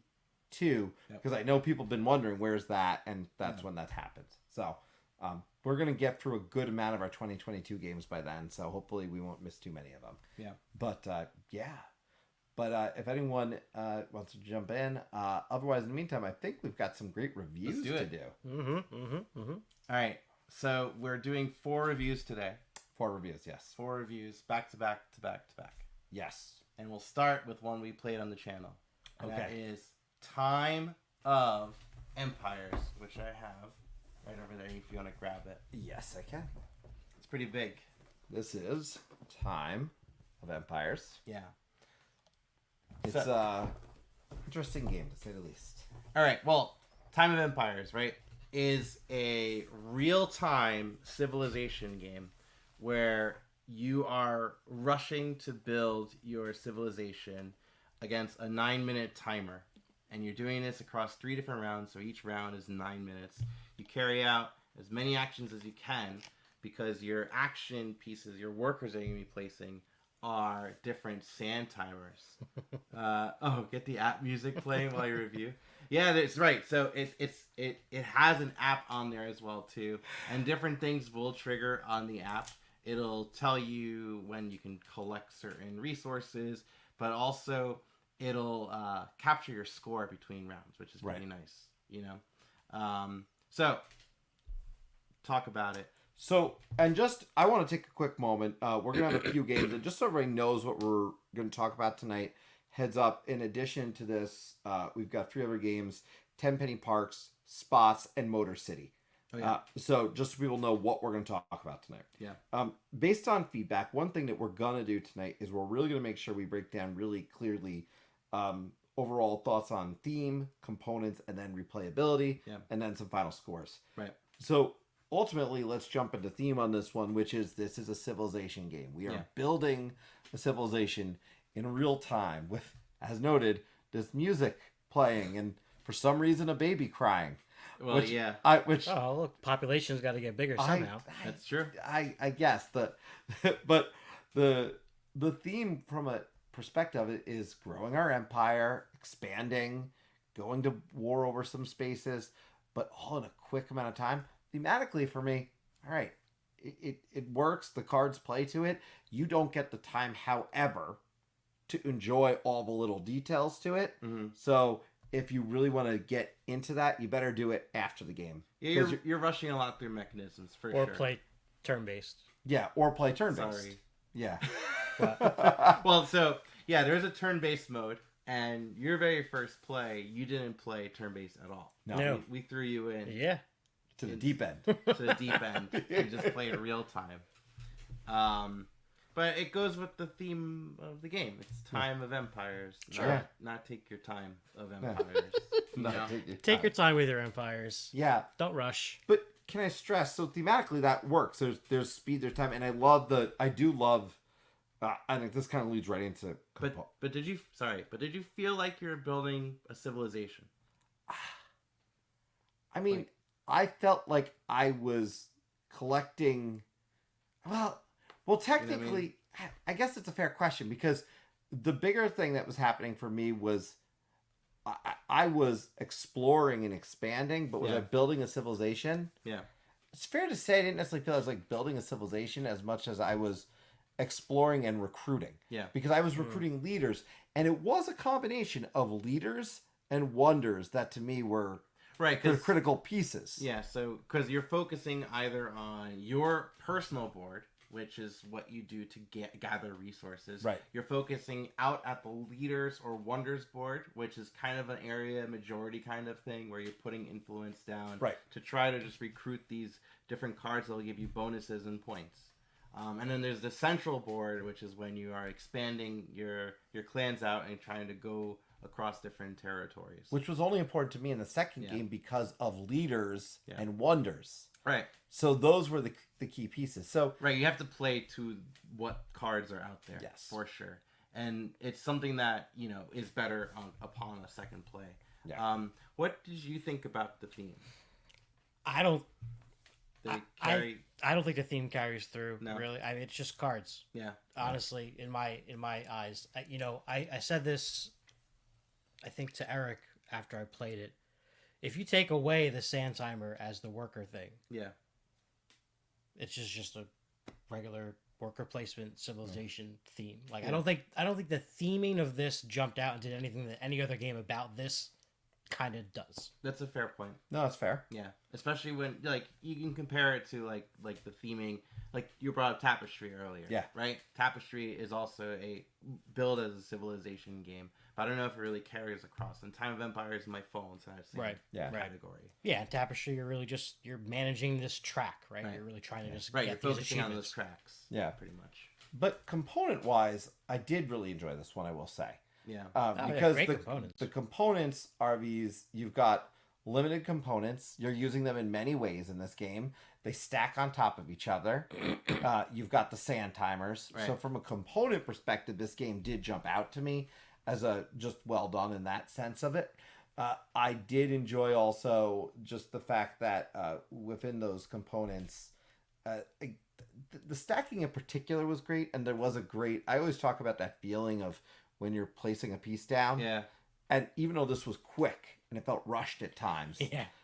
it was fun to do it. Like, oh, and then like, oh, God, Anthony, yeah, I beat you. Here, boom, I'm going to have this piece here now. And there was fun in that. And the components played well with that. So Yeah. for me, the components were a big win. Yeah, they definitely did achieve that. The one thing too, you want clunky components, right? Yes. Because it is real time. You don't want really fine tuned sort of things. So things were bigger than like the typical resource. Yeah. Yeah. I mean, the If board it was like pretty little cubes, that would be ridiculous. Right. Oh my God, that'd be awful. Yeah, you want like big chunky pieces to Yeah. kind of place out there. So it worked out well for the game itself. And then what was interesting too is the sand timers. They're not really there's like little suction gummies. Oh, cup yeah. things that go on the top and bottom of him to in case you feel like some sand timers are going faster than the other, you could swap them out with different players. I think they were all actually the sand timers. I think did a fine job, and that's always like a tough thing. But the gummy portion, if you slam it down Yes. onto the board, Which which you might be prone to do in this it's a because real-time you're game, yeah. right? It's going to suction to the board, and you could literally pull off all these pieces from your board because the game is laid out with different pieces onto your personal board that you want to remove and put out into the central board to open more income spots. And so if you fray that, then chaos could happen. That's how Rome fell, I heard. Yeah. The suction cup. The That's suction what it cup. was. But here's the big question thing that you and I had, and I think this did have an impact on my score, was the replayability. Yeah. And I wasn't sure about it. And I've actually said what I like the game. Is it replayable in the long run? How much would I replay it? Yeah. I've flat out said I actually want to not play it for 2 months, come back to it in 3 months, and see if I like it as much as I actually do right now. Because I'm not sure. I'm not sold that it has the long-term replayability for everyone's collection. I think it is a game worth playing. Yeah. I think it's a game worth trying. I think that you should. I think there's an experience to it, certainly. That said, it took 2 times for me to really come to truly enjoy it. The first play I was like, okay. Second play, I kind of dug it. Yeah. And you'll see that in my score, I think, in why I'm saying it that way. But I don't know about the replayability. I'm not sure. I liked it better the second time than the first time for sure. Because Right. there is a lot of chaos. And the thing about this game is you need to be okay with the chaos. If you are someone that is not okay with the chaos, like our first game we played, we played with one of the players just actively hated it. Which Like, ruined that experience a little bit in a Yeah. sense, because Yeah. that made it a little, I don't want to say it made it uncomfortable. I understood it, but like that does take away when someone just is not enjoying it. Sure. Yeah. But But that was also a 4-player game, that was a 4-player game. Right. That was a 4-player game. which, Correct. I mean, I only played it the one time with just 3, but you said you think the player count is a little bit better at 3 I than think 4. 3 is better. I agree. Yeah, I would agree Makes with that. sense. That makes Yeah. sense. I think 3 is better. I do want to highlight, by the way, we did skip out on one component that is very important, which is the app itself. Oh, the app, yes. Now, the very first time I played it actually solo, turn-based, just so I could understand everything, so I could teach it. Mm-hmm. And I got a phone call 2/3 of the way in, and it crashed all my stuff. Oh, And that on the app, sucks. you mean? Yeah, Oh, and that man. sucks because the app is controlling your score.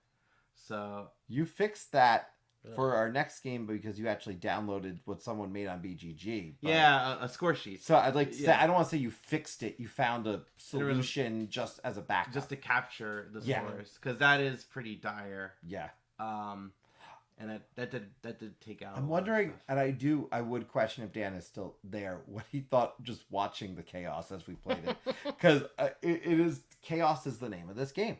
Yeah. It is the name of this game. One thing, by the way, I do want to bring up why I bought this game. Yeah. Right.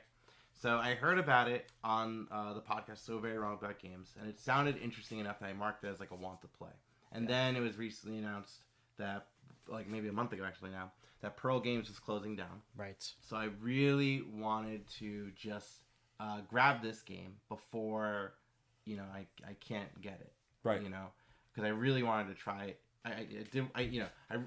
My want to try it just grew because I knew it could be in that FOMO world. So I don't think it's worth rushing out to, but I do think you should try it out. Yeah. Do you If think it sounds like something that you would want to try. And I do like the comment there. That In answer to my question. that it looked tiring. Yeah. Yeah, It definitely was a physical experience, that's for sure. it was. It was nice to sit down after. Does this stay in your collection? Well, you guys go. You want to go to the rating? Yeah, let's go to Oh, the rating. yeah. You wanna let's go to do the that. rating. Let's go to the ratings All right, here. so we have our 3 ratings written down. So I gave it a 7.8. Oh, look at you I guys. also give it a 7.8. Look at that. Cute. Oh, well, It's a 6. Look, it could go up for me if I played it again. Yeah. I didn't particularly do well, or I didn't think I was doing that well. I actually only lost. Yeah. You ran away with it. I only came in 1 point behind you. Right. Which was kind of surprising. yeah. But in terms of the replayability, I mean, I think I would want to play it at least one more time, just as kind of like Yeah. a redemption thing. Because as a first play in the real time thing, yeah, I'm okay with the chaos to Yeah. an extent. But, there was a lot of text on some of those cards. And it was like, Yeah. all right, how does this really work? And it's not like a game where you can just be like, oh, let me ask. And I tried. I did Yeah. ask you a couple questions, but, it's just Go to like the you're tape. taking away from Yeah. the experience at that point when you have to get like a rules clarification or something like that. So Yeah. yeah, it's a novelty, I think, Yeah. in my book. No, it certainly is. It's certainly a novelty. There's no question about that. Like, this is not like the greatest Civ game. Oh, in the no. world. This is not the greatest worker placement area control thing. It is all novelty. Yeah. In that. And if it sounds like something that is novel enough for you for like an experience, you could like for sure try it out. I don't know if it's. I don't think it's going to stay in my collection. What I have said, Yeah. I've said to Ryan is, I think I will store it over at my place, and I'm gonna come back to this in 2 months and see what I think. Yeah. And so we when's could play- Tabletop Express Con. Yeah, Tabletop Express Con. No, true. TTE. Yeah, TTE Con. Yes, to be determined Con. TBD Con. TBD Con. Oh, TBD con. But yeah, so enjoyable experience overall. And just so everyone knows, I don't know if we ever clarified it, we go essentially off what BGG rankings are. Yeah. You know what I mean? Which is that's really where that rating scale comes from. Sure. So, so if I say 8 or 9, think about that. You know? Yeah. So like 7.8. I still really enjoyed what they were trying to go for. Mhm. Like, it is dumb in a good way, like a good dumb. Yes. You know what I mean? Like, Yeah. I had a good time with it. I'm not rushing out planning different strategies for it. Sure. It's very much like you just go hit the ground running, and you are literally just stand up in front of the table running because That's what it is. And I did enjoy my time with it. I probably inadvertently cheated a couple times too. Yeah, I probably did too. What I will add, You should watch the Rattle run through of it. Why? There's a lot of really? Yeah, but in a good way. In a good way, you know. Oh man. Next But time, yeah. I'm just gonna keep knocking Chris's pieces off and see if he notices. Yeah. So that was Time of Empires. If you do want to see the chaos around that, you're able to. All right, so our next game up. Okay. What's next? It was the game we played right after Time of Empires. Oh yeah. Nope, Nope, not that one. yet. I know. No. Is that one? Nope, not that. You're putting stuff on top. I'm of moving it. it. It's Hey. 10 Penny Park. Sorry. 10 penny parks. And here we are. It's your game, It so is you my gotta game. hold it. I love this game. Okay, well, tell us why did you get it? Where did you get it? Did you buy it? Is it a review copy? I What is it? first played this at the Dice Tower Retreat and instantly fell in love with it. I had a similar feeling when I played Cascadia for the first time, where I wanted to either play it again immediately or teach someone else to play it right away Okay. and play with them again. And then I got it for Christmas, so I was very excited. This is a theme park building game with a little bit of worker placement, a little bit of polyomino building on a grid, which are two things that I highly enjoy. And this one, you have 5 months, which are rounds, to basically open your park. And the cool thing about this is, unlike other amusement park themed games, this one is pretty thematic in that all the attractions and rides are different.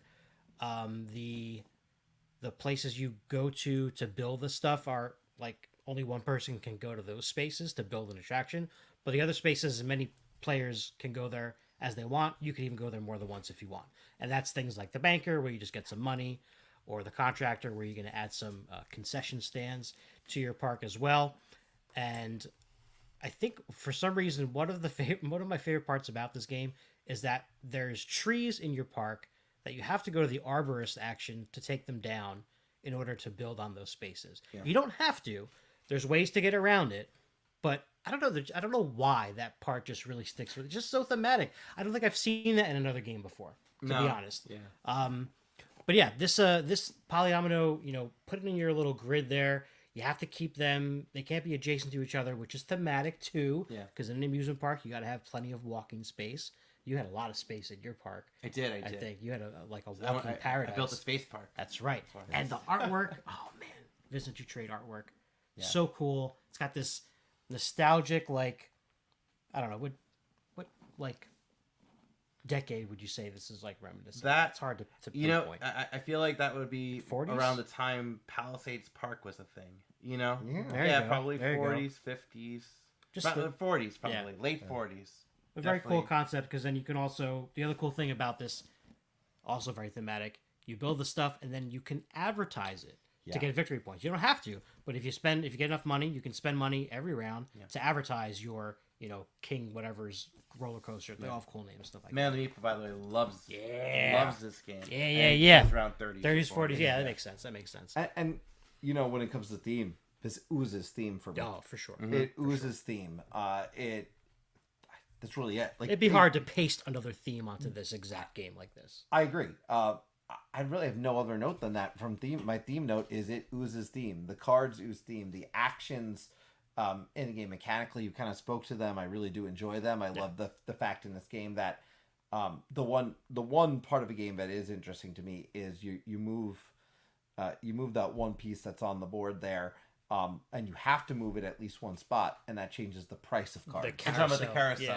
The actual carousel itself. So to me, that was really interesting. Yep.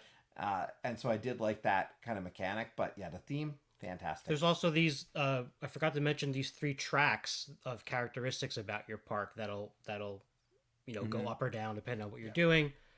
And there's different bonuses for being farthest ahead or second ahead on those as well. And that's just another layer. Like there's just enough going on in this game for me to love it. Yeah. And you guys are going to do your top 10 of 2022. That's one list that I won't be doing with you guys because I did that already on my channel. Yeah. So you guys can watch that. But this is on there. I don't remember what number it was, but it's top 10 of last year for sure. With the theme though in particular, they did do a nice job with like blending like that, like the carousel for sure, as like right. because the carousel is how you actually recruit those attraction cards. Attractions, And if yeah. you want to get them, the number that is on that carousel spot will adjust that price either positively or negative, so you can get it either cheaper or even more expensive. So you could block other people from, like you could make things more expensive for other people, or you can make it cheaper for you. But there is a risk as to when do you actually get it. There is a whole advertising phase, which I did enjoy. Yeah. Because you kind of have to decide how you want to spend your money. Do you want to spend it to try to get victory points? That's how you do it, like for advertising, or do you want to hold on to it to buy more stuff? Just a little bit of engine building. And I did enjoy, because again, I compare every amusement park game to Roller Coaster Tycoon, which is easily my favorite PC game. And out of any game, this one has come the closest. Okay. For the theme. Nice. Because you do have to. In Roller Coaster Tycoon, you also have to build attractions around different scenery. Yep. You also, what I did enjoy too, is that you can't place your rides all next to each other, because thematically that makes sense. People need ways to walk to them. So there is that aspect of the theme there as well too. Components, I think, partially speaks to that carousel that we talked about in the middle of the board. It's got just a neat kind of aesthetic it's good that comes from that component, the table presence there. With that, the other pieces are are solid meeple pieces. The standout. The cool thing is, not to interrupt you, but go ahead. To interrupt you about the meeples, because I forgot. Not only are there 4 different player colors, each different color is also stylized differently. The silhouette of the meeple looks different. Yeah, which I did enjoy that. So the different colors had their own look and feel. But they're solid. They are pretty chunky meeples. They're not, so I think that was, an overall component quality for me was good. The grid you're building on is pretty thick cardboard, and you're even going to expand your park as well. Another worker place you can go to is the Realtor, that lets you expand your park to build more stuff. And again, you don't have to, but it fell along the same quality that I normally get from Thunderworks, so it did also not surprise me. Because Thunderwork Games, who does this, normally does, for the most, I don't want to say normally, because they've been expanding out a little bit, because they did Cape May as well. But they generally have pretty high quality components to begin with, from my perspective, from my experience. So yeah, I thought cardstock was solid. The meeples were good. And again, that piece, I don't know, I thought your carousel might have been a little damaged. I don't know how well it stores. That's the only thing I wasn't sure of. You can store it okay. Building it was... it got a little rippy. Was it the first build? Yeah. Okay. Yeah. Yeah. Because the top part is perforated on each, angle, but not supposed to be split, obviously. Yeah. And then on top of that, that's going into the sides, and then those sides are going into the base. And to try to get them to go all the way in, I just pushed a little too hard on the carousel. Yeah. It's okay. It still works. Yeah. Oh, no, it's solid. And again, it's not even like... it's necessary to have as a mechanism to move that thing, but it didn't have to be a carousel. It didn't have to be a 3D thing, but it looks awesome. Yeah. And it's super thematic. So. Yeah, it makes it memorable for sure. And you know what? The money, actually, usually I'm very picky about like paper money and stuff, but it was a nice like cardboard kind of thing. Very thick money. I was like, do I bring out the poker chips? But it didn't. You didn't need to. Yeah. You didn't need to. It was actually pretty good. And there's $3 bills, which apparently was a thing in the 30s and 40s. Was it really? I don't know. I don't know. You got me though. I know there were $2 bills. They're still $2. Yeah. You've played this more than both Ryan and I. Yeah. Can you talk a little bit to the replayability, because I can only guess, but you've actually played it multiple times, so I think you can speak a little bit more too. I think it's really high, because in addition to all the different places you can go to, so each pile of attractions is going to be shuffled differently. So they're going to be the same sets, but a ride might not become available at all in a game, because you might not get to the bottom of that pile. But then on top of that, there is, at the beginning of the game, you get dealt a couple of secret goal cards that you're trying to work on as well. And that's going to be different all the time. And because there's that sort of economic, those 3 tracks, you can kind of vary your strategy a little bit. Like my wife, I feel like the first time she played, she went really heavy on the souvenir stands because they're smaller, but she had a card that gave her, X amount of points for having X amount of stuff.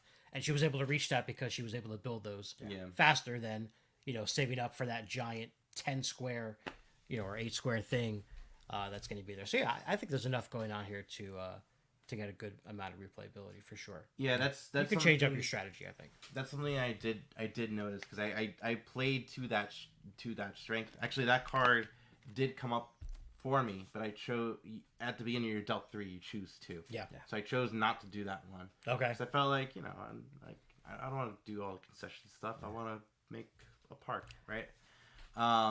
So yeah, I could for sure see some replayability, but I don't know how long staying power it has. Sure. Because you and I, we did radically different strategies. Yeah. We did radically different. But we all did.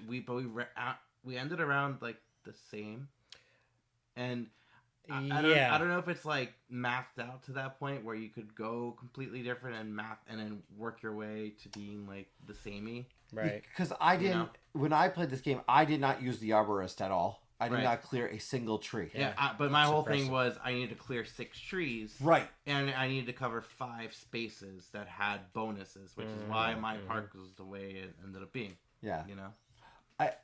Is that balance, though? I think that's the question. Man and Meatball, by the way, chiming in here with a good comment. I played the game over 10 times, and I always look forward to the next play. I think replayability is quite high. For me, it was a question I said, is this a game that has like just the right amount of cards? Does it need more cards from one play? I couldn't fully go there. Right. But I will say, to me, it certainly was a game I wanted to play. That I will tell you, my gut instantly after was, okay, I'd like to try that again. Mm-hmm. So I didn't like the track stuff. You didn't. I didn't like the tracks. I feel like it's a game. I don't want to really focus on those tracks, and I felt like at times I did focus on those tracks. Yeah. But the thing is, even if I was focusing on the tracks, I couldn't really advance on the tracks because there just wasn't options for me to do so. It's not like I had a choice to really go up on the track. It's more like this spot is open. I can now take it to do it, but then it's like, oh wait, but I don't have enough money to do that. Right. See, both of my goal cards were focused on those tracks. Right. And it was tough to keep up on all 3 of them. It really is. So ultimately, we all, I think, have some different experiences with this one. Yeah. See the numbers. I'll see the numbers. Let's show what the numbers are. So 8.4 on Anthony. You got an 8. 8.0 for me. I have a 7.4. So even though I did say it was the best of Roller Coaster Tycoon on a board, and the other amusement park games are okay. Do you have a rating for Roller Coaster Tycoon? Oh, it's a 10 out of 10. Okay. That's such a great game. Are you kidding me? But with 10 penny parks, like I did enjoy it for what it was. But if I was playing a tile placement where I'm building a park, I'd rather play Barren Park. And I was thinking that the entire time when I was building my park, I'm like, man, I just want to, like, if I'm going to focus on this, I wanted to be playing Barren Park. The tracks thing kind of took me out of it. That's fair. And then with the actual cards coming out in terms of like tying to ride attractions, I thought that was pretty cool. But they vary so much, and on top of that, they have such different price ranges that at the end of the day, I was really just getting like one tile, maybe 2 at most. Like, I mean, mostly 1 tile around, and I wanted more tiles. Like, if I'm building a park, I want to build a park, and this was having me make the space park. I don't want space park. When I look at the end, I want big, giant theme park. Do you think you would like this game better if it was longer? Like if it was more than 5 rounds? No, I don't because I don't feel like. I feel like the length was fine. I just wanted my park to look more like a park. Got it. You know what I mean? Like, I wanted to be like, yeah, that's a theme park. Like, look at that. It was, I mean, at least with Barren Park, it's like that's very satisfying at the end. You get to see everything kind of on top of each other, and you see how you achieve different objectives, and there's the public objectives that you are trying to compete against each other, as opposed to like the private stuff. Yeah. But at the end of the day, like I wanted my park to look like a park, and that's why like I thought it was a fine game. That's why I still gave it a 7.4, but I really wanted it to be more. I liked the concept a lot when you were talking about having the trees they have to wrap around, because I love doing that Roller Coaster Tycoon. Like I love like playing with the existing scenery, and really topping things and really trying to polyomino it as much as you can. And the restriction of polyomino placement where you can't have anything orthogonally adjacent took me out a little bit. Okay. So that was my whole thing. For me, I know you've obviously had a great experience with this. You've liked this a lot. For me, I was slightly lower than your score, but overall, I had just a solid experience of it. I wanted to play it again. I actually would have liked. I have struggled this with certain games, a few games, but it's like, what am I going to get the cards I need to come out? Was the one thing where I was like, I'm not sure, but overall, solid game. Would definitely play it again. I think it's one I'd like to play a few more times and really test that replayability. Man of Meeple's talking about playing it over 10 times, so I would like to test that. I'd like to get this table a few more times, and solid. Yeah. I would play it again, by the way. I don't mean to keep. Oh yeah, no. That's why I did give it a 7.4. I did still enjoy my time. Yeah, it's solid. I had higher hopes. That's it. That's fair. Solid scores all around, but we have a really great game that we played after that. Oh yeah. Oh yeah. Oh yeah. And it's been exploding on our Discord. Yeah. So we talked about our Discord before. You want to talk about what's been talked about our Discord? It's this game. Spots. Yeah. Spots is a push your luck game. One. It has cute little dogs on it, sure. Mm-hmm. But these dogs are not all friendly. Friendly? They're all friendly. How dare you? No, they're all friendly. Man, but this guy hates dogs. It's not bad. You have 2 dogs at home. I know, they're all friendly. But their tricks that they play on you in this game, they don't always go your way because it's a push your luck game. So that's all I'm saying. I bought this game. You did. Full retail, $25. I bought it because I was playing it a bunch on Board Game Arena. It came out in Board Game Arena in alpha mode. I think it's in beta. So if you have a Board Game Arena account, you can go play it. And it is kind of like, it's got that dice pushing can't stop kind of feel to it. Mm-hmm. So if you ever played Can't Stop, the Sid Saxon game, who's also a great designer, the Can't Stop Sid Saxon game where you are just pushing your luck, rolling as much as you can. Spots scratches that itch, like a dog, right? Scratching. But on top of that, it has some interesting decisions, which I'm going to tie into now the thematic portion of the game. So what you're doing is you have these dog cards, and they have different dice spots for them of 1 through 6 pips. And those pips represent the different spots on these dogs. And the spots are really funny. There's one that's just clearly a cow. It's my favorite. Yeah. Doog. Yeah, Doog. But you're trying to fill out with the dice you roll these different spots. But you're also, in addition, in order to actually get a die, you need to choose a dog trick to perform. And that dog trick will be something with rolling your dice, and it's some other benefit as well too. So some of them allow you to re-roll some dice that are already there. Some of them let you keep rolling, and you decide when you want to stop. Others actually give you bones, and bones help you re-roll your dice. And then any dice that you roll and cannot place, you put into your buried pile. And as soon as your buried pile, the total value exceeds 7, you bust. And all dice that are on unfinished dogs that haven't been scored yet, and all the dice that are in your buried pile go back to the supply, which is kind of devastating. Oh yeah. Yeah. Now, in a good way, devastating. In a great way. Sorry. No, but I mean, thematically, it is what it is. Thematically, I mean, take this for what it is, but the components and the theme kind of connect for me because you've got the bones or the treats. Yeah. You've got the the art on the dog with the dog house for your board that has your, if you're gonna bust or not, that you see on the screen, all different dogs and different berry piles. So they do a really great job kind of connecting that dots of, all right, here's some dogs. Yeah. You know, that's that. You mean connecting the spots? Connecting the the spots. spots. Yeah. But I don't know thematically, what are we? Are we like dog trainers? Like, am I I- pushing my dogs so I much mean, that take that they for might what it. lose their spots? But here's the thing about this game. You could make this something else that has spots, I guess. But I jump right on this, right past the theme. Yeah. Because the components. It's a $25 game at MSRP. Okay, $25 MSRP. You have all these dice, a bag full of dice. You've got the bones and the cards, but this is where, and this kind of connects to replayability later, which I won't get into, but these are all of the dropping them. These are all of the Bad tricks. dog. Bad dog. These are all of the tricks, and there are so many different options in here. It's a solid kind of piece that's going to sit well on your table. They're well constructed. The dice are solid. You got the treats look great. Yeah. Component wise, it does everything it needs to. Yeah, component wise, I think it's worth the 25.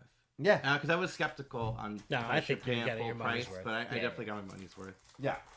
So that's why I mentioned components, but the components also play, I mean, right into the replayability for me because there's so many different. Now for setup, Yeah, go ahead. is it always 6 tricks or is that It's always like 6 player tricks. count? It's always dependent? 6 And tricks. it's of those 6, 2 of them are always the same. Right. And the other 4, you choose one from a random set.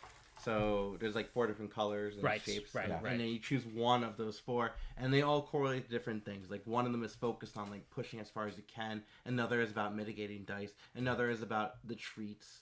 So there's all sorts of different combinations in there. There's recommended sets as well too. Mhm. But you can Yeah. easily just mix them up. And that's how I've done it in the now 20 plays of it. Mix them up. Yeah. Yeah, 20 plays. It has actually passed my number of plays for Targi for the year. Wow. Like it's Big deal. kind of incredible, quite frankly. I mean, I will just say the replayability of this game. It's a push your luck game with 5 different. I think for all the tricks that are different, there's 5 different tricks each. Yeah. I believe so. Replayability is huge on this game. Yeah. Based on the fact that I've wanted to play it 20 times, Yeah. and that's both in person with my family, and that's also online.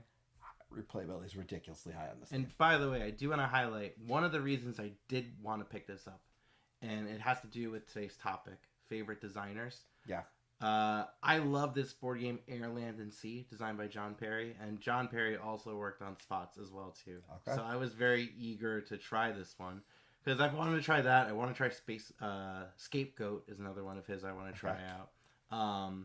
And yeah, Spots like just delivered. Yeah. I really enjoyed everything about this. I've talked enough about this. Yeah. You talk about this. It might be a perfect game. Okay, I think so. No, this could easily be any theme, right? You could, Yeah. The spot just makes sense, yes, because it's a dog thing, but it could be spaceships, and Yeah. the tricks could be, different protocols on the spaceship. Whoa, I just made a game. big word. Never mind. But yeah, this is just the right step above. I compared it to the game Roll For It, which is similar in that you're rolling dice and putting them on the assigned values of the things that are out to try to score them.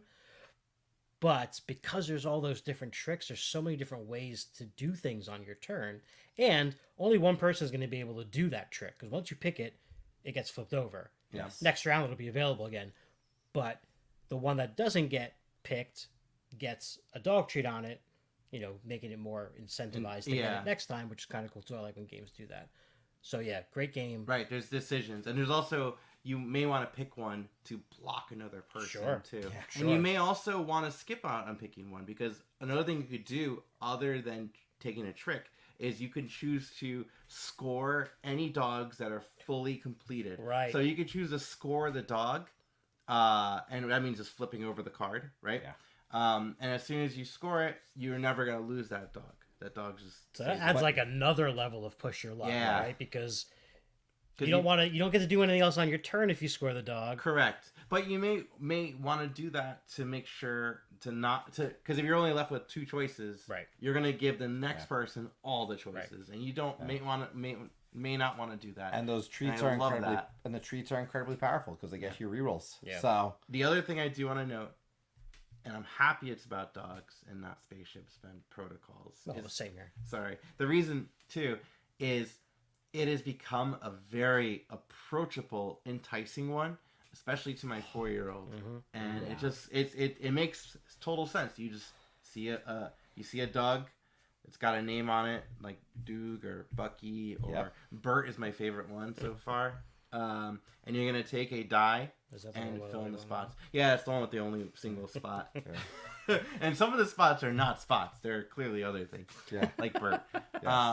So you're gonna take that die and you're gonna place it onto the matching spot, and then you're gonna keep going.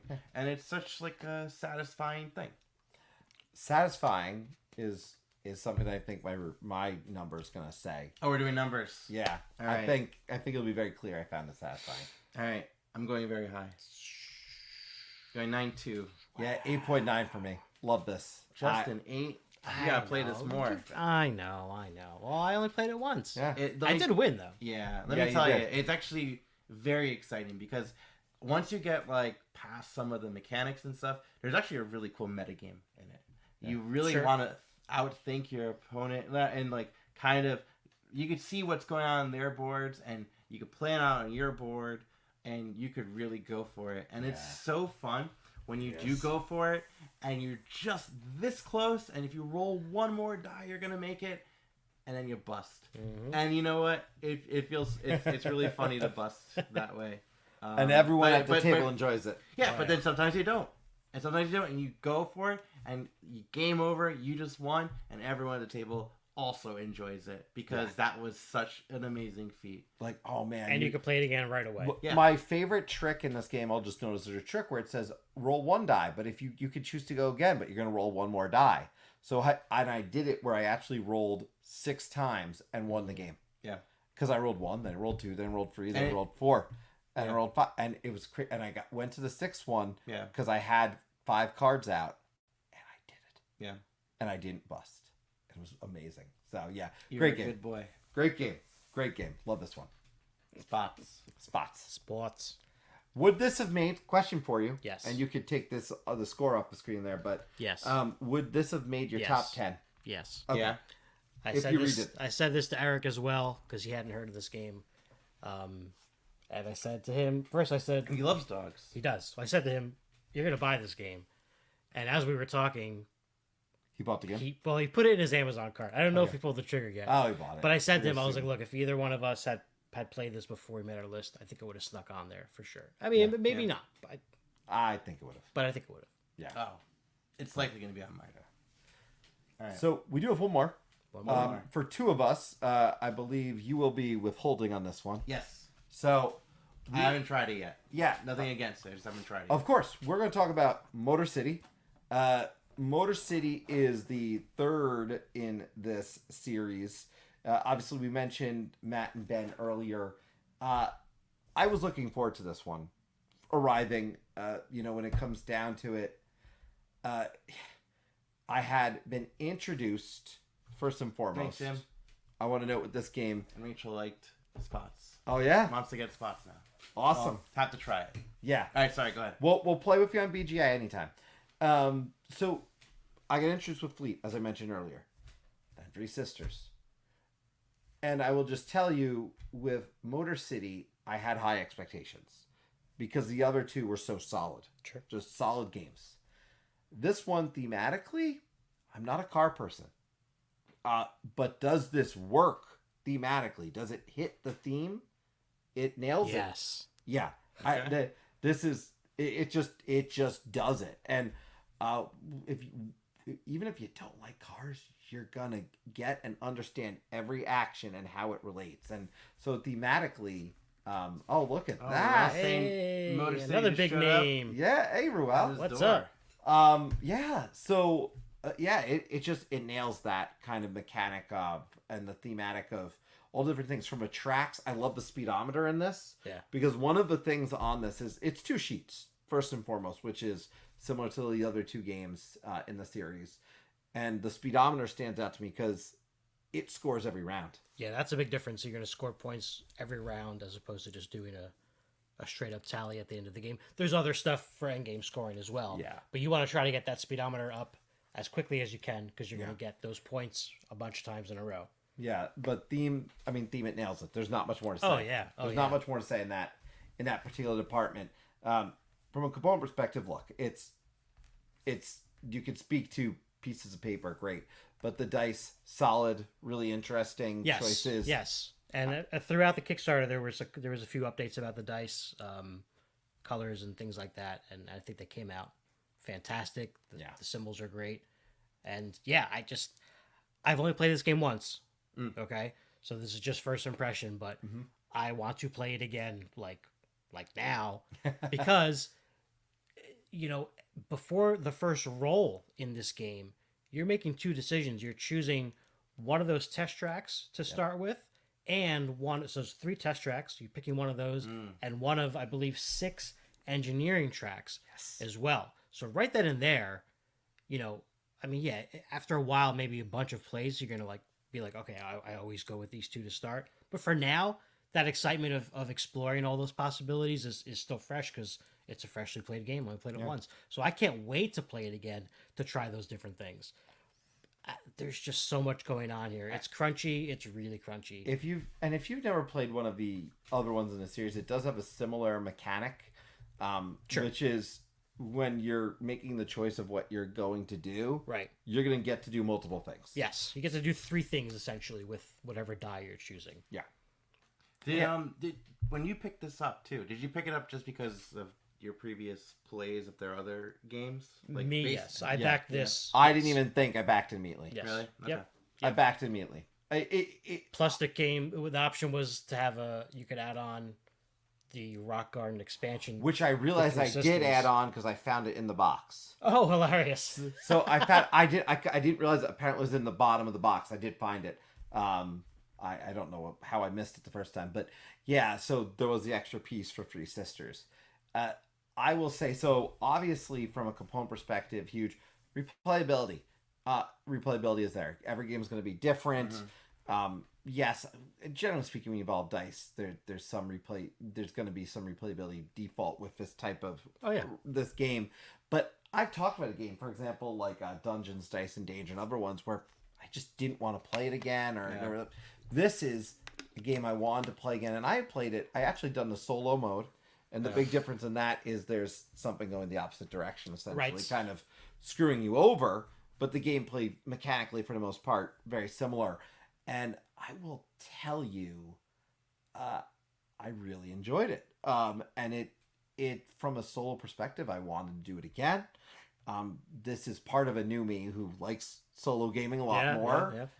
And I'm coming to appreciate the solo piece in all of them. Three Sisters in particular also has a nice solo mode. First solo mode game I ever played was actually Fleet the Dice game. And I want to give this one a shot. This is the crunchiest, for those wondering, this is the crunchiest. Yeah, so bring up Dan's comment there, because I want to address that. So, honestly, my initial response to that is that order right there, the order that they came out with. That's just me. I think if you feel like you can grok these types of heavier rolling rights, I would go on theme, I guess, for that. But I think they do get slightly crunchier as they go on. We're all a solo gamer for life. I agree. Nice. I too. Yeah, I would say so. Now, I will tell you, from a score perspective, I know they're not up yet, but I'm just going to tell you, I mentioned this earlier, all my scores for the 3 games that just got mentioned are within 1 point of each other. I mean, of their 3 games? Like point one.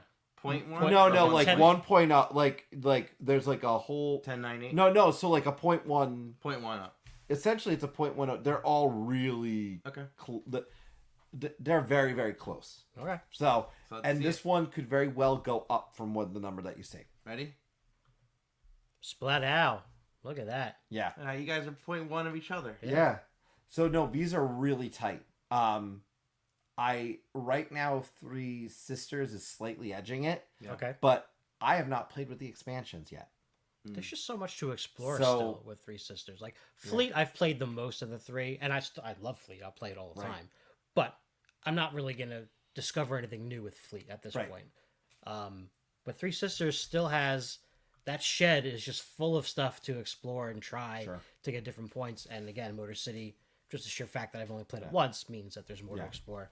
But even after that, there's so many tracks. So Yeah, but that's Motor City. I'm Definitely. excited to try it.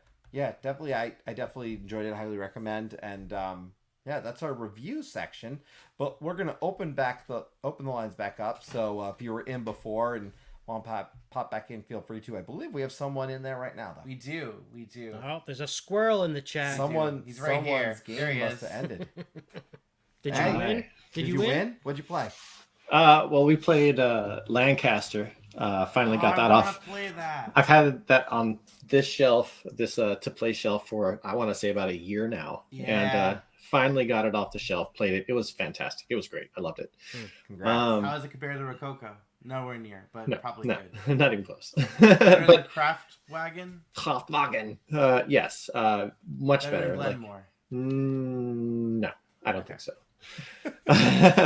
But no, all by Matthias Kramer. Great designer, by the way. So that in Right. there. That's tonight's topic. And then I also played Sky Mines with them. It was really nice. It was a really nice Ode to Mombasa with a few small changes. Right. That's the Yeah, it worked out. Fister redo of Mombasa. That's correct.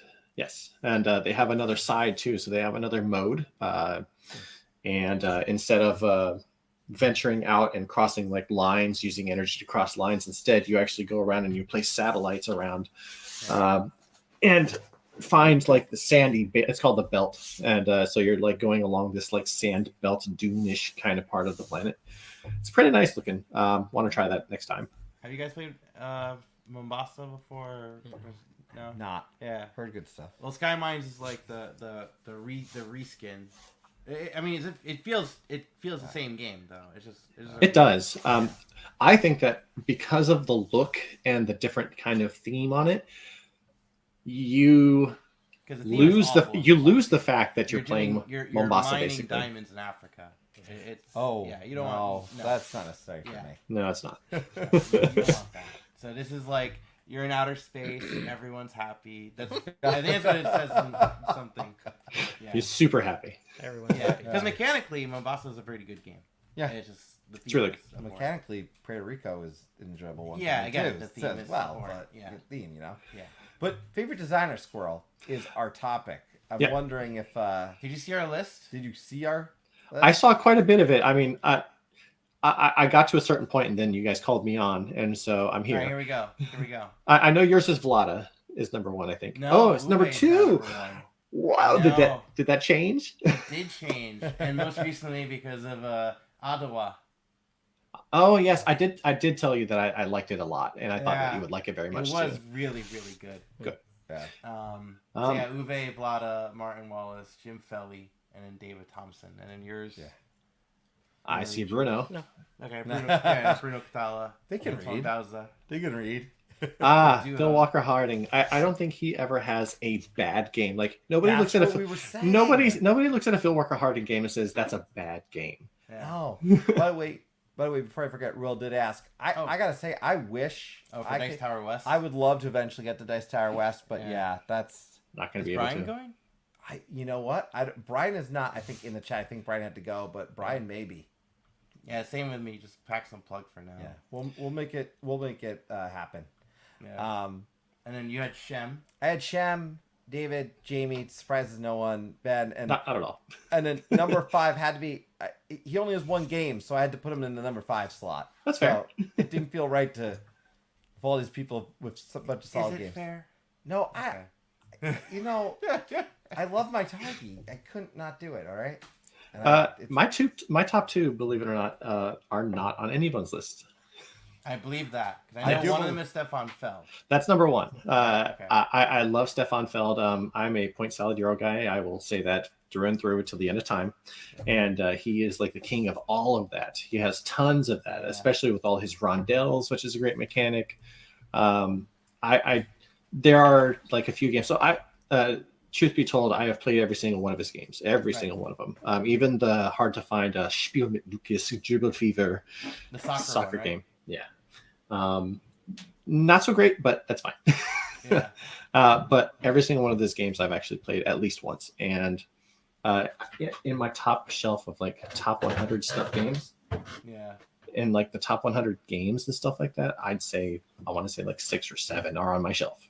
Yeah. Like We were talking about it too, because like at one point, like if you asked me years ago, I think he would have been on my top 5 as well too.